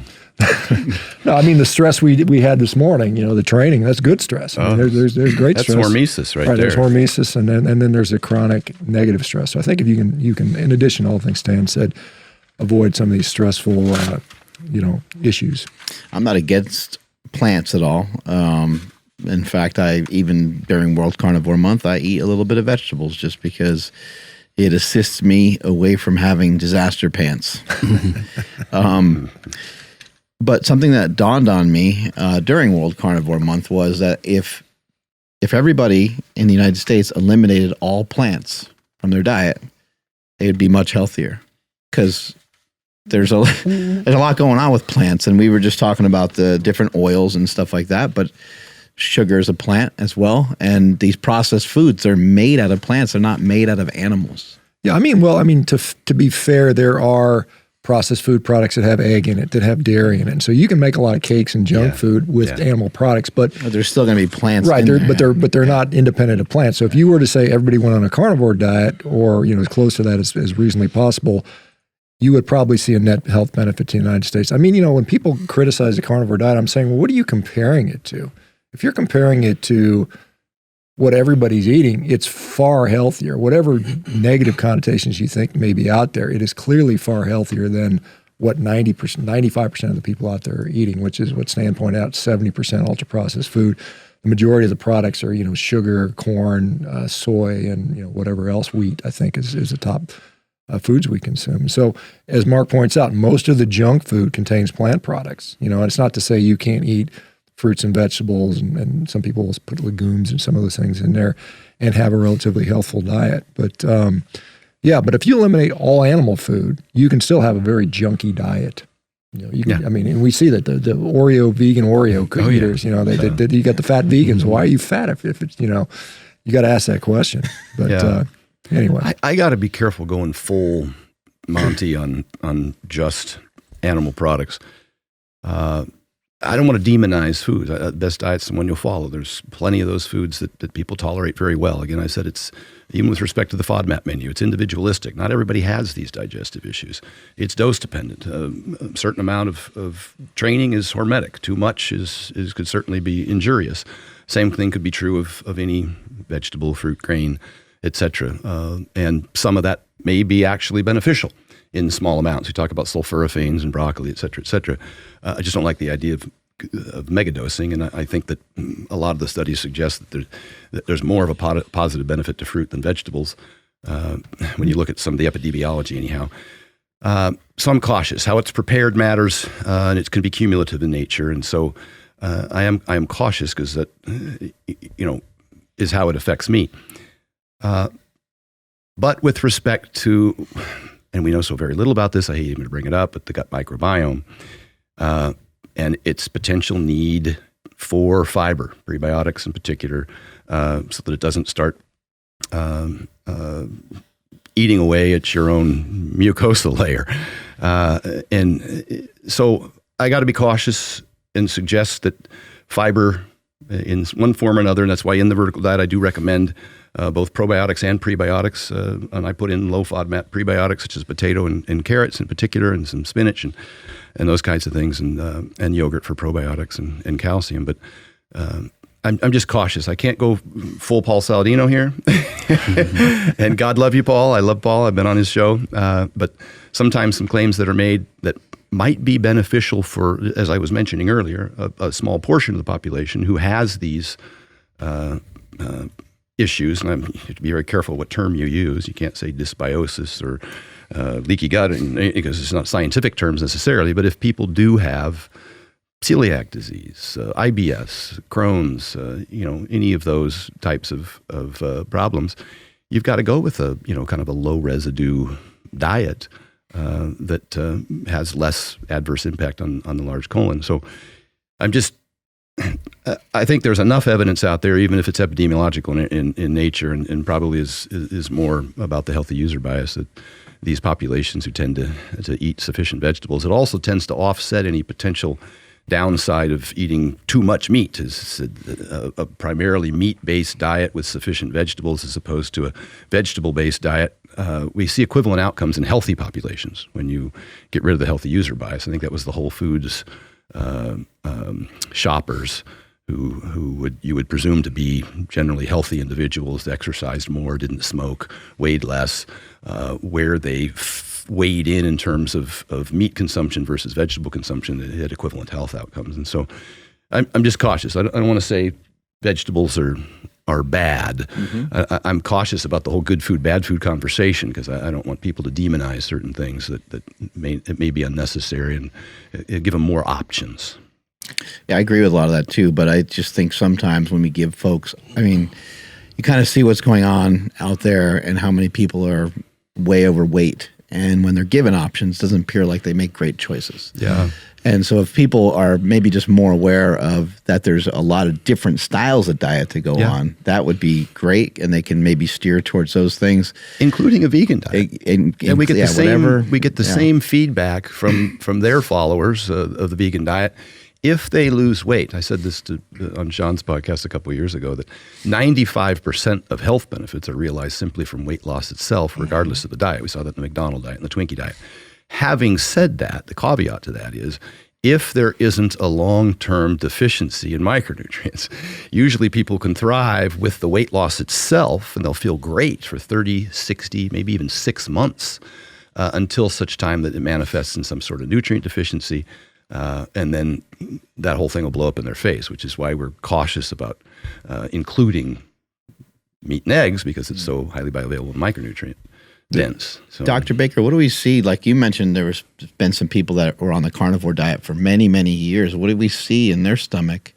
Like, is somebody that doesn't eat vegetables or doesn't consume hardly any fiber or no fiber, are they missing out on anything? Like, is there... Well, I mean, they're missing out on fiber, obviously. Now, the question is, how essential is, obviously, it's not an essential nutrient, or I would be dead and all these other people would be dead. So you have to say, is it conditionally beneficial? I think there is conditional benefits. I think, when it comes to, say, blood glucose mitigation, if you're eating an apple versus apple juice, you're going to get less of a glucose excursion with the apple compared to apple juice, even if you match the same amount of glucose or carbohydrate in there.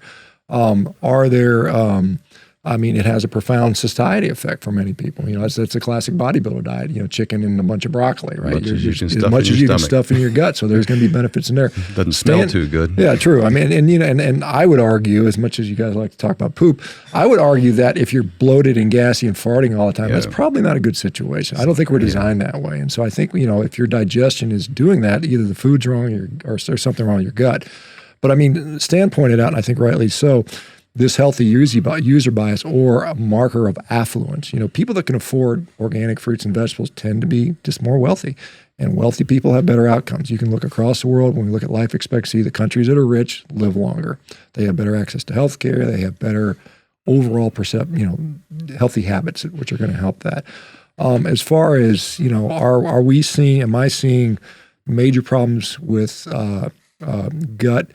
I do see some. I do see some people that chronically have diarrhea and they can't get past it and they have to add fiber in diet. I'm fine to go ahead and do whatever works. I think we see the same in vegan diets too. Oh, yeah, sure. Absolutely. Absolutely. But the other thing you pointed out was, IBS, approximately 15 to 20% of Americans are diagnosed with IBS right now. Yeah. So it's not insignificant. It's not insignificant. And that's diagnosed. There's probably a lot of people that have subclinical or not yet to be diagnosed IBS. So, and I think it's mostly not because we're eating too much healthy natural food. It's because we just have junk in the diet. And I think it's destroying, you can call it gut dysbiosis. I like to call it gut dysfunction because it kind of incorporates everything, it's whether it's leaky gut or dysbiotic gut, the wrong microbiome.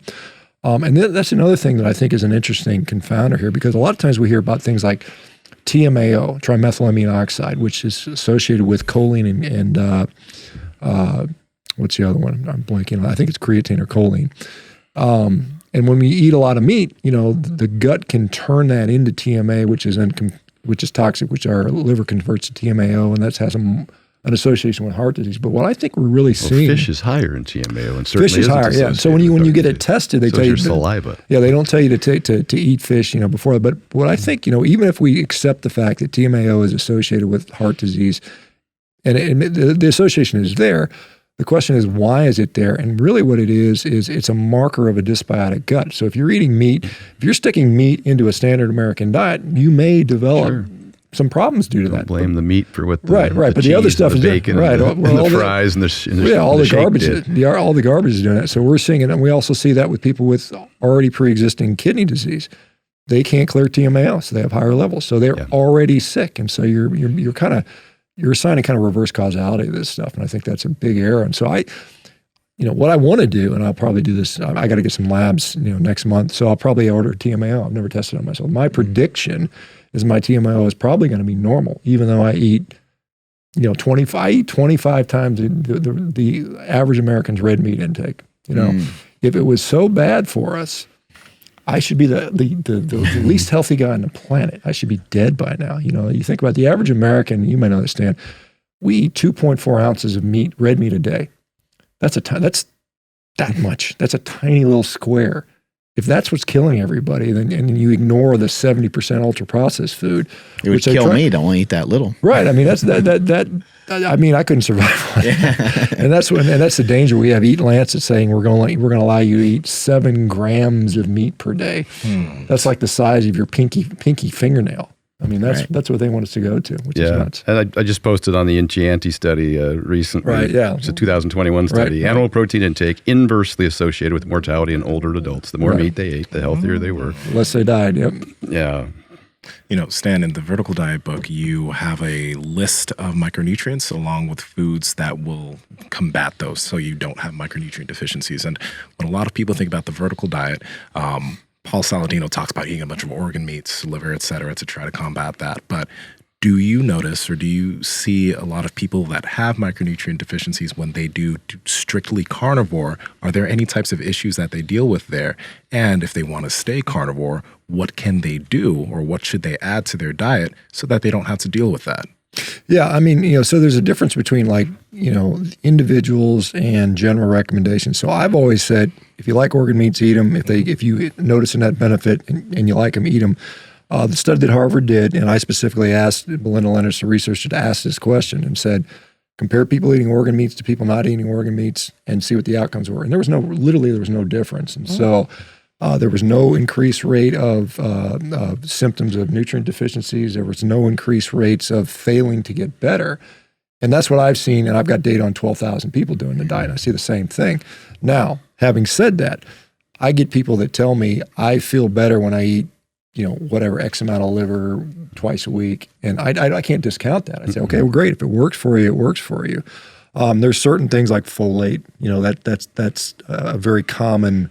I've seen that not super frequently, but one of the more common things I see relatively low folate on a lab test. Now, the question is, does it mean anything? Is it significant? I don't know the answer to that. I mean, you could say if you're having a baby, the baby might have a neural tube defect, and there's folate deficiency usually ends up in things like megaloblastic anemia. You have these really big red blood cells that, they're kind of deficient, and there's some other, you get mouse sores. And I don't really see the clinical manifestation. So I'm kind of, when I look at normal ranges for labs, I have to say, well, what is the context of this? And is this really significant here? And I don't know the answer yet. So that's the thing. But I mean, if you're worried about vitamin C deficiency, they sell vitamin C tablets on the damn store. You can use that. There's no reason you can't, I don't care if people supplement something. We had a discussion earlier today about are supplements helpful? If somebody needs to do that, that can be helpful to them. But I don't think most people need that. I mean, I haven't found most people to do that. And, we had that Harvard study had someone in the carnivore diet for 28 years, which I was really impressed. I said, I didn't know I had somebody that's 28 years. And so so we've got some long-term data on this stuff. What do you guys think of the Liver King? Have you seen the Liver King? Yeah, I've seen his stuff. I got to be very careful and make sure that folks know that eating raw meat can cause a lot of problems. Paul Saladino fell into that problem. He ended up getting sick. Oh, what happened? He just ate raw meat, and you can get some raw brain. Yeah, you be careful with that. I've said the same thing about egg whites. the bacteria in egg whites, those should be pasteurized or cooked. Yeah, I'll second that on the raw meat stuff. I mean, and I just had a nice discussion with Bill Schindler, who's a paleoanthropologist, and talking about how traditionally we've cooked meat. And really, Maybe we shouldn't have eaten that raw meat the other day. Well, I mean, honestly, probably most of the time you're going to be completely fine. But there's that instance, and there's another. Where you get very, very sick. Yeah, there's a person named Amber O'Hearn who I respect tremendously, who's been doing carnivore diet for 11 years. She was doing raw meat and got very sick, and it took her a year to recover from that, and she's still feeling manifestations of that. So I think all these people out there talking about raw meat. Just be cautious. I mean, because you could really, I mean, the potential for negative, I don't know that it outweighs the positive. I don't really buy that raw meat is so much better for you than cooked meat. I just don't buy that. I think sometimes people will say, like, raw meat aside, but sometimes people will say, like, if you eat liver, it helps you heal the liver. If you eat heart, it helps heal the heart. I think that's nonsense. There's no, right? That's like, it's all broken down in your stomach into its I mean, it might be someone's belief, but it's not. There's no science to any of that. That's complete nonsense. Right. That's the idea of like eating collagen is going to go straight to your knee. It's broken down to its individual amino acids and then reassembled in the body as needed. So that's the one big thing. People exercise caution. It makes for great Instagram. I got to tell you, I love this industry. It's been entertaining, and it's getting even better with TikTok. It makes for great. I wanted to transition real quickly because I talk a lot about sodium in the vertical diet. And he just had like 4 packets of element, like 4 grams of salt. And that becomes an important component of a whole food diet, a low carb diet. One of the things that people do experience is the keto flu or what have you, and it's just the fact that when you lose glycogen from the muscle, you're also losing 3 parts water, which is about 70+%, probably more sodium. So people can get some deficiency in salt in particular, other minerals as well. And so we add salt back in. That's an important part of compensating for the loss of that. Again, 70% of the population is eating, highly processed, ultra processed food. That stuff's very rich in salt. So when I made my recommendations, when I talked about sodium some years ago, the medical community was all up in arms, obviously conflating my recommendation with those for hypertensive, sedentary, overweight people, which I specifically said this is a recommendation for active people who aren't eating fast food or highly processed foods. And if you're hypertensive, which somewhere around 20 to 30% of the population is salt sensitive or hypertensive, a lot of that is probably due to their current health condition. You should not add salt to your diet. You should probably stay on a lower sodium diet. There's more important things you can do to reduce hypertension, such as resolving sleep apnea, losing weight, getting sufficient micronutrients such as potassium and magnesium, etc. And that bears out in the studies. But you do want to add salt back in to the diet. And there's a number of studies that suggest that kind of the average worldwide is somewhere between 3 and 6 grams, or 3.5 and 5 grams. Kind of if you look at all the populations throughout the world, that's where they settle in at. And so I think it's important that you use that kind of as a baseline, because there's what the studies continue to say, and I've printed out a whole bunch of them here, that the current evidence suggests that if you're not hypertensive, that eating that sodium does not have an adverse effect on cardiovascular disease. One of the largest studies, of course, was the PURE study, which I referenced years ago, but they did another recent update. And Salim Youssef said he's the president of the World Heart Federation. He's a cardiologist out of Canada and one of the lead researchers on the PURE study, which is one of the largest. Current evidence indicates that most people around the world consume a moderate range of dietary sodium, 3 to 5 grams a day, and that this level of intake is associated with the lowest risk of cardiovascular disease and mortality. Several health organizations, and this is important here, several health organizations recommend low sodium intake for the entire population, a level that has not been achieved by any modern population in the world. We talk about compliance. We talk about recommending things to people that they can do consistently. These short-term studies, like the DASH diet and some others, are usually 30-day studies. And they're also confounded by the fact that they're studies on hypertensives, and they also dramatically increase potassium and magnesium in the diet. Eat more fruits and vegetables. So what's the effect for the weight loss? That one's probably doesn't need much commenting on, but this is another one that says higher intakes of potassium and magnesium, but not lower sodium, reduce cardiovascular risk in the Framingham Offspring study. Lower sodium intake was not associated with a lower risk of cardiovascular disease.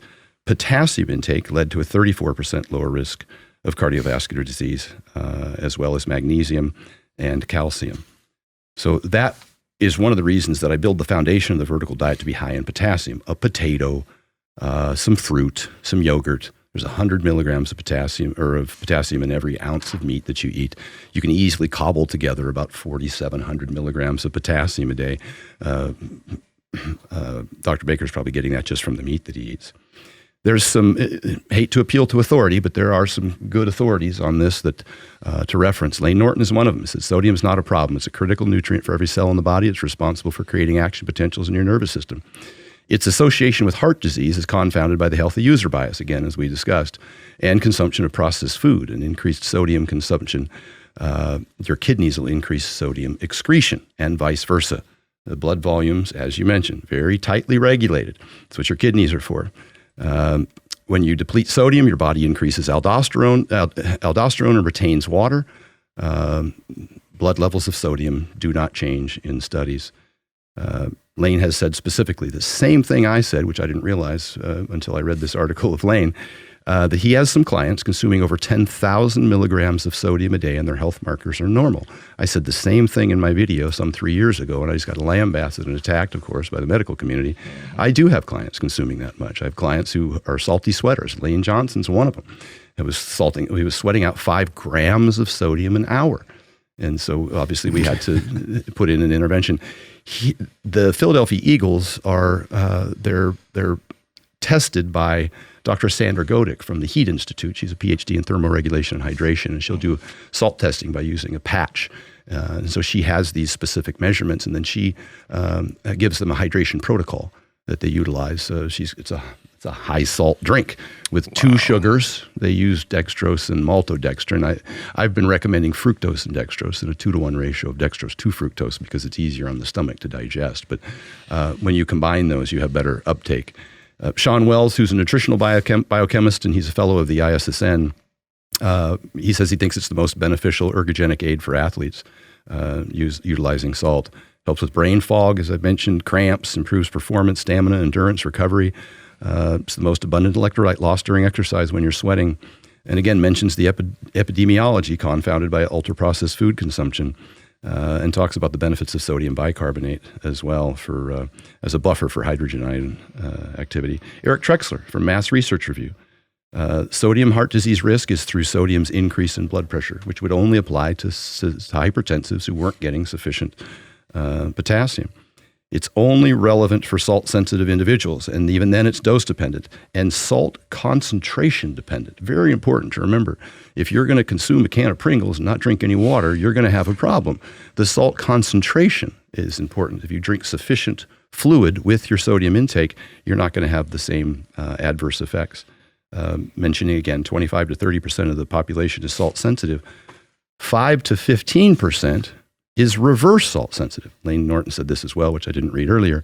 Those people, when they get low sodium, have an increase in blood pressure.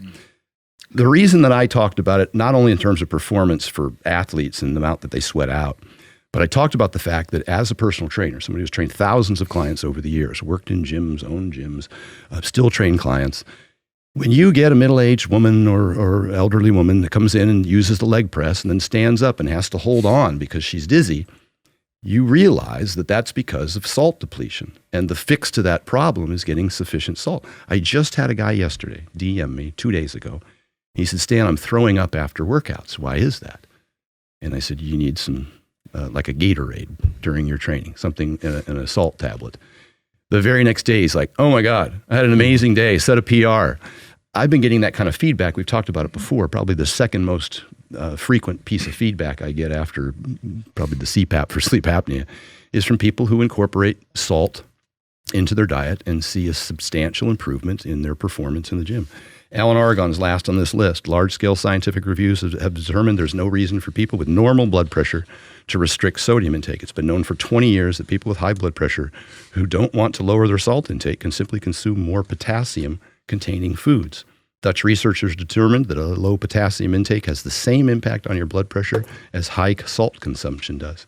The average guy consumes about 3,100 milligrams of potassium a day, 1,600 milligrams less than recommended. These are all, I think, highly regarded individuals commenting about the very same thing we've been saying for many years now, that, of course, I've taken lots of incoming assaults because of how it might adversely affect a sodium-sensitive, hypertensive, elderly, obese individual.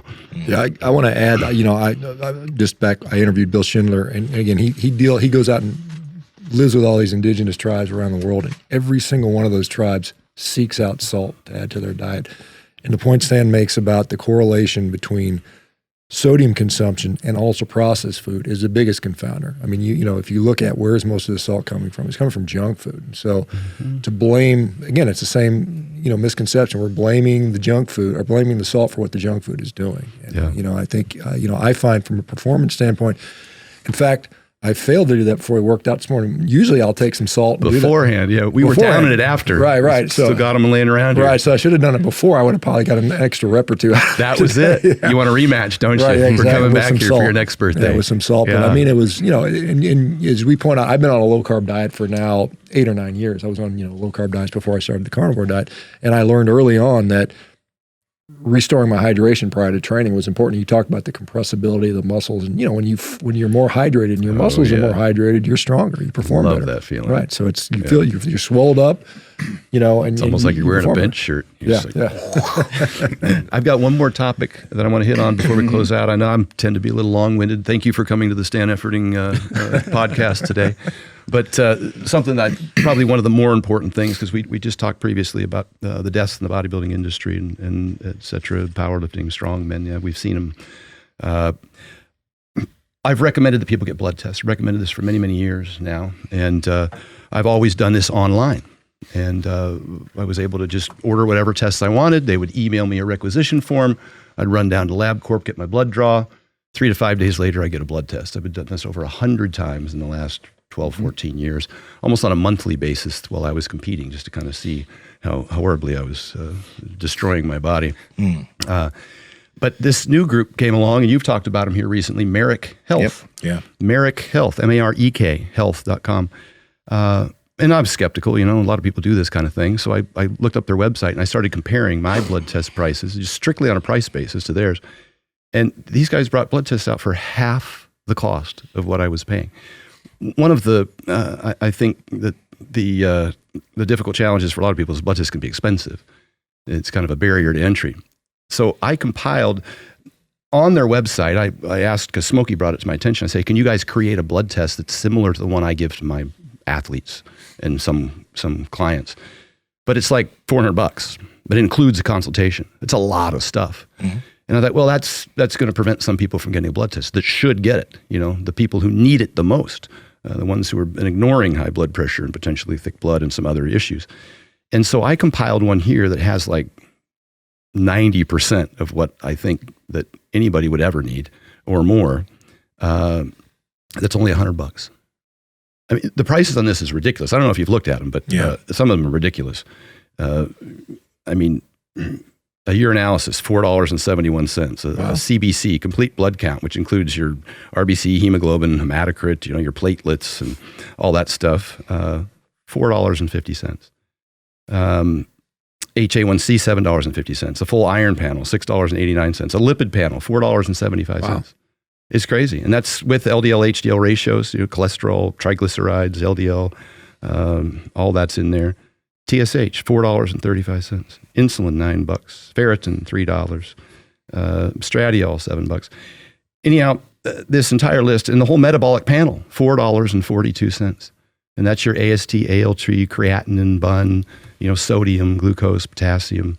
The list going on and on. Obviously, testosterone, free testosterone. Did I mention prostate-specific antigen is on there? A lot of stuff on here. I put in estrogen also as well. $102. Wow. $102. For I all call that. it a budget panel. I've just asked people if they want a copy of this just to DM me. And is I'll that just something copy and paste it. people go to their site, order it, and then they go Go to where? merrickhealth.com, yeah. And where do you get your blood drawn at? And then they email you a requisition form. You take it right down to LabCorp. Oh, wow. Okay. And LabCorp draws your blood. And then 3 to 5 days later, you got all the results. And they give you, I'd print all this out. It's just an extraordinary list. Yeah, I can send it to people that might need that. Marek, M-A-R-E-K, health.com. And that's a budget panel. I mean, there's no way these guys make a single penny on that panel. But if you need consultation and you want the more comprehensive panel, so you and I both, I think, have a panel on there that's much more comprehensive for those people who can afford it. But I want to lower the barriers to entry. I said the same thing about a CPAP. As important as that is, cost becomes a barrier to entry for most people, particularly people who need it the most. It's less expensive now, and people can do at home, and there's a disposable one. Yeah. People can get like a disposable sleep test. And if you can mention this, Stan, because the comment I see a lot, because we talk about Marek quite a bit, there are some people that continue to say, well, you only need to get your blood work done if you take steroids. And that's not the case at all. No, not at all. And there, now, I will say that there are some tests that might incline people to be concerned about things that they probably shouldn't be concerned about because they don't have no symptoms associated with those things. And interpreting them becomes, not everybody interprets them the same. Yeah. Some HRT doctors are podiatrists and not endocrinologists, and some are better than others. And I've been experiencing this since I was 20 years old. I got diagnosed with hypogonadal when I was 20 years old. I had varicocele. Which is a vein that doesn't drain from the testicles, and so it can cause a warming of the testicles, so you get low T. It's diagnosed at 20 years old, and it's kind of what kicked off this kind of recurring blood test venture throughout my life. And my general practitioner would tell me something completely different than an endocrinologist. I would take my labs running down to the endocrinologist, like, he told me this. And he's like, no, you don't have to worry about that. And I was like, whew. So yes, there are experts, endocrinologists, who are best to consult on this, but at least it tells you some really important information, like how would you know your lipids? How would you know if your liver or kidney were affected without the creatine and the AST/ALT markers? So there's a lot of things on here. How would you know we talk all this stuff about inflammation and people taking anti-inflammatories. I don't mean to dive off on a whole new topic, but if you don't have elevated C-reactive protein, downing anti-inflammatories all the time is probably counterproductive to your hypertrophy goals. We see this with metformin, we see this with NSAIDs, we even see this with mega dosing anti-inflammatories like turmeric and other things. There's a downside to that. You want acute inflammation to address whatever hormetic effect that you're attempting to impose upon your body, so that you can adapt and respond to that. I just think it's important that people understand that they can use some preventative measures such as blood pressure control, blood thickness, kidney, liver information, lipid information, to implement some sort of protocol that can fix these numbers. That's why we step on the scale in the morning. Hey, I'm fat. I weigh this. I need to weigh this. So let's use this. Same thing with a continuous glucose monitor for some people. There's no evidence that it really improves outcomes, but it might give you an inclination that, hey, I've got a problem. That you could, when I say weight loss outcomes is what I mean. But for some people who aren't aware that certain foods they might not be aware that their postprandial glycemia is like 180 or 200. They might not know. And that could be a really good thing to know in terms of how that could be affecting other health issues, your energy levels, et cetera. So it's fun too. Like, it's kind of fun. Like when you get your blood work back and you see what's going on and you go, oh no, like a couple of these things aren't very good. But then you get information, it's addicting, isn't it? Well, you get information on how you can help it, and then you're like, okay, you implement some sort of plan to don't be a lazy rectify it, bum. and then Let's 90 go. days later, you test again to see if you got results. It is fun, and it's more fun when it's only $100. And also understand, guys, because a lot of people think that when you get your blood work done, for example, Marek, they interpret it for you, right? They think that you're just going to get a bunch of HRT stuff. Yeah, they do that, but they also give you either nutritional protocols or supplement protocols to deal with whatever type of issues are going on. That's the first way take they a actually vitamin, minerals, suggest you deal with it. Yeah. So Yeah, lifestyle interventions are. Can you get the labs independent of the consultation part? Or Yes. Is that, okay. That's what this one is. This is a budget lab, no consultation. Okay. Not. It's very affordable. Yeah, and you can use promo code PowerProject10 for 10% off those labs. There you go. Well, bam. You have to tell us about Bones Jones before we drop off of here. You've been working with him. You've been helping him with his 9 workouts months and now. stuff. And what kind of improvements is he seeing? And like, what's it like to work with this guy? Oh my God, John's probably one of the most talented athletes I've ever come across. He's incredibly gifted. I've worked with a lot of great athletes, but this is just one of those guys that some of the things that he does, how quickly he responds to any intervention that we implement. He needed to add weight, obviously, so he went calorie surplus, adequate protein, started doing some hypertrophy work. It was far enough out from the fight that we could do that. But we do move heavy weights fast. Want to make sure we increase his speed as well. We brought an overspeed treadmill in to try and increase his speed and do tempo runs for conditioning. So he lifts weights. He trains extremely hard. I'm always in there training with him. He's very competitive, so he's trying to beat me all the time. There's some stuff he beats me at, and I'm a power lifter, but John's his grip and his pulling from all that years of wrestling and Greco-Roman, incredible. His not just his strength, but also his muscular endurance, how long we can do weighted carries and stuff with. Mostly focused on core stuff.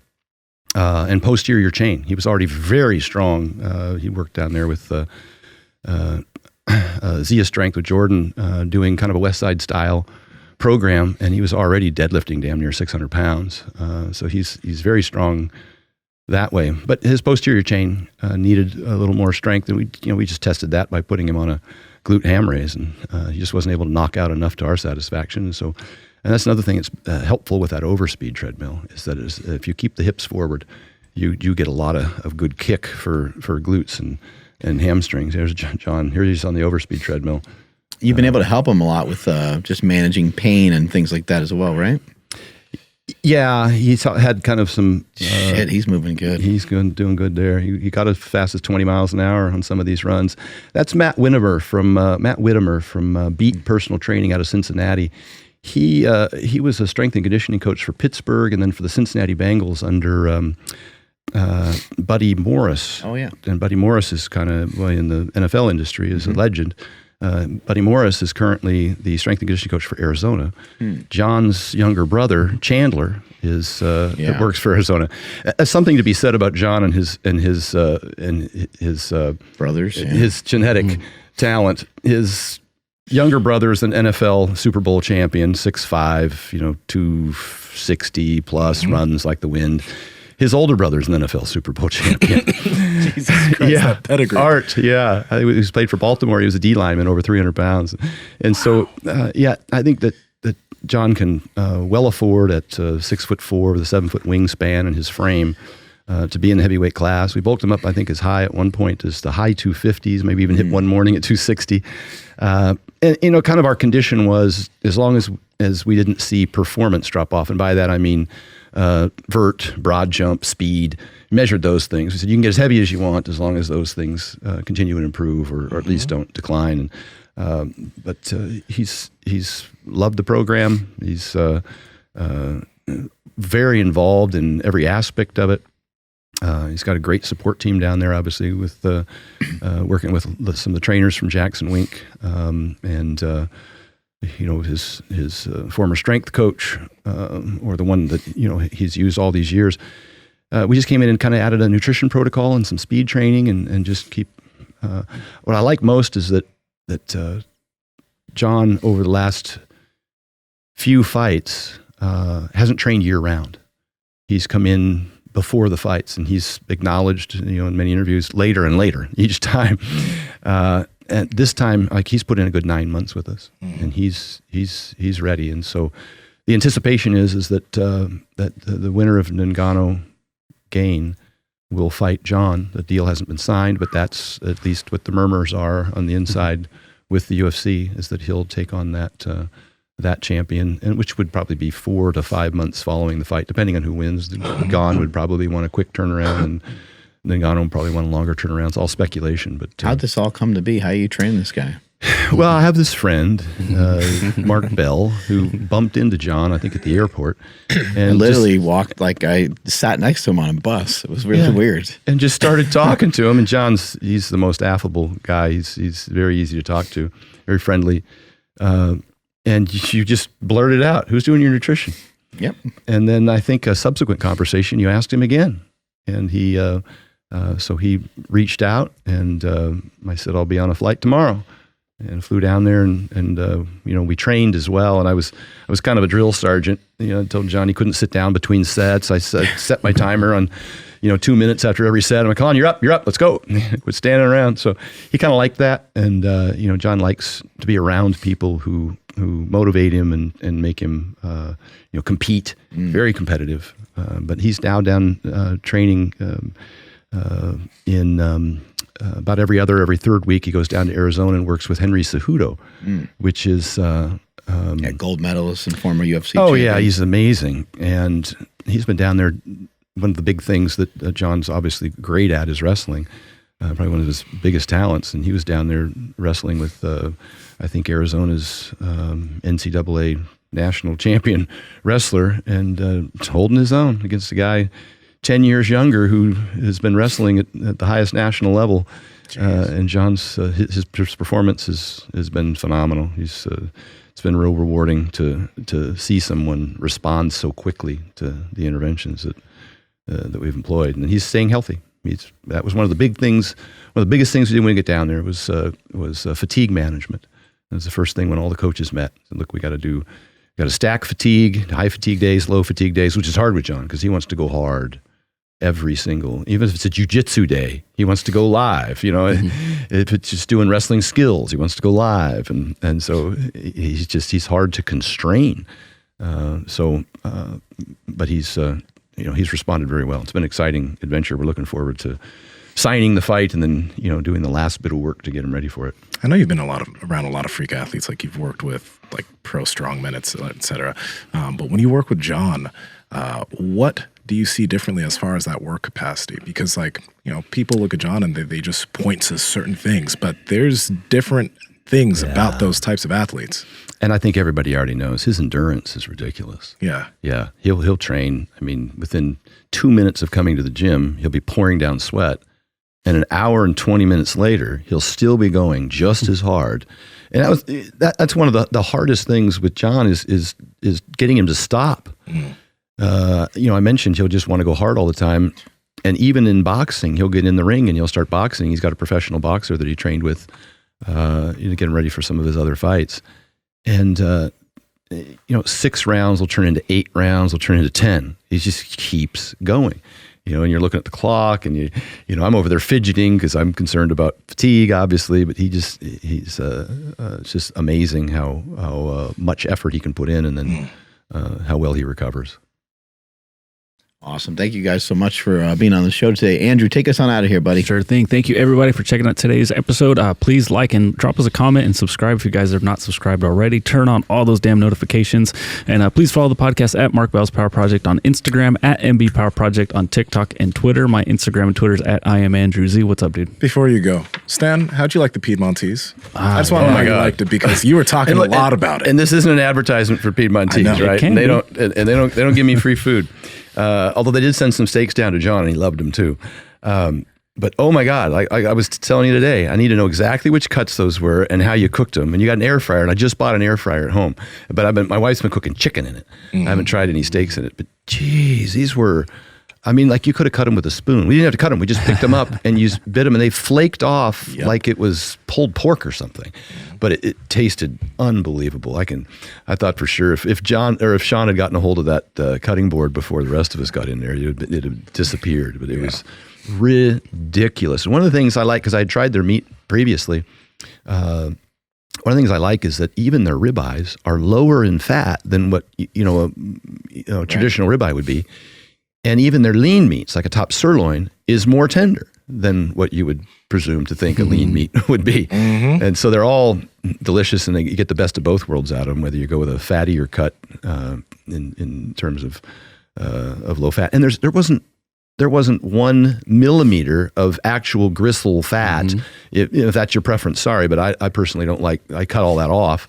And Shawn, you had mentioned something at lunch about what that means in terms of whether the fat's around the edge or whether it's veined throughout the meat itself. With that company, I've never bitten into Piedmontese meat out of all the times I've been eating it, and had to like spit stuff out of my mouth. Is that an actual person, Piedmontese, or just a name? No, it's a brand of the cattle. Okay. It's a breed of cattle, and they originate out of Italy. But it's interesting, with that cattle, because I talked to the guys, a while ago about their breed, and they don't lay down as much connective tissue. And so while they're big and muscular, they're not actually very strong animals, which is kind of an interesting thing. So they're bred that way, and they have these just huge muscular, which tends to be very lean, but it's also low in connective tissue, and so you don't get that really hard, difficult. So it's a very soft chew. So it's very, very pleasing. And just to touch on what you talked about, intramuscular fat versus subcutaneous fat. So if you have a marbled steak, if you're going for a different breed or something like that,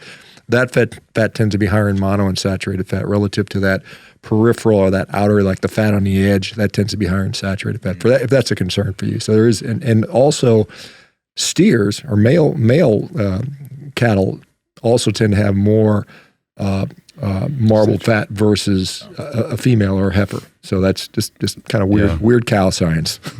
Wow, it was amazing nonetheless. Yeah, and all the cuts are that good though. It's hard to really say, but I mean, for me personally, I like the flat irons. They say it's like super high on the tender scale or whatever it may be called. Yeah. It's ridiculous. You like you said, you can cut into it with a spoon, and that one has like no fat in it, and it's still freaking delicious. Yeah, it's incredible. And if you guys want to have some of that Piedmontese beef, head over to Piedmontese.com. It's PIEDMONTESE.com, and at checkout, enter promo code PowerProject for 25% off your order. And if your order is $150 or more, you get free 2-day shipping. And Nsima, where can people find you? And Nsima Inyang on Instagram and YouTube, and Nsima Inyang on TikTok and Twitter. Shawn, all your stuff, and then Stan, all your stuff. Okay, my stuff. So it is Shawn, SHAWN, Baker, 1967 Instagram. I am S Baker MD on Twitter. I'm just plain old Shawn Baker on YouTube. And I'm sad to say I'm on TikTok also at Shawn. Yeah, that's good. I haven't done that yet. Yeah. What's your website, Doc? Oh, my website for the company is called Revero.com, REVERO and .com. And I'm really excited about that. We are, bringing health and reversing disease. We're about to add physicians to the community. We're about to go full-scale medical this year. So it's going to be an exciting time for us. Awesome. Is your podcast also on there? Like you do interviews on there? Yeah. You do like live stuff on there? Like you're on there all the time, Yeah, right? Every day at 9 a.m. Pacific time, I do a live, either an interview with somebody or we just chat it within the community and I answer questions. So that's what we do every day. Stan, where you at? I'm at Stan Efferding. I've got a StanEfferding.com website. My Vertical Diet 3.0 ebook is on there that covers everything we talked about today in great detail. My Instagram is at Stan Efferding. My YouTube, Stan Efferding. I've got a lot of rants on there that are fun to listen to. And that's everything. I've got a meal prep company. We deliver nationwide to your door. The Monster Mash and many other, over 50 meals to choose from, is theverticaldiet.com, or you can click on my link from StanEfferding.com to get there. I love those meals. When I went over to your house one time when I was in Vegas, I stopped by your house and you gave me a big old giant bowl of like hot monster mash. And it was rice and beef and bone broth, and it also had the sweet potatoes in it. Yeah. And I was like, what is this? You're like, it's my meal prep company. Yeah. I'm like, you're lying to me. Like, there's no way that it's a meal prep company, but that one's addictive. It was unbelievable. Andrew, why don't you throw in the code for that as well? Yeah, so verticaldiet.com, and links to everything down in the description below and the podcast show notes. But yeah, load up at least like 2 weeks worth of meals, make it worth it. And at checkout, enter promo code PowerProject and you get free shipping. And if you order 16 meals, you get 2 extra free meals. And on top of that, Stan's going to send you one of his coolers for free. Again, links down in the description as well as the podcast show notes. Yeah, thank you guys again for being on, and congratulations on all the success that you guys are just always forging forward. And Stan, with what you've done. I can't go to a powerlifting meet without seeing people with Monster Mash and and salt. Carnivore, and salt, and the Carnivore Challenge has been amazing, and it's just I appreciate both you guys and love being around you guys. Strength is never a weakness, weakness is never strength. I'm Matt Marks, Millie Bow. Catch you guys later. Thank you.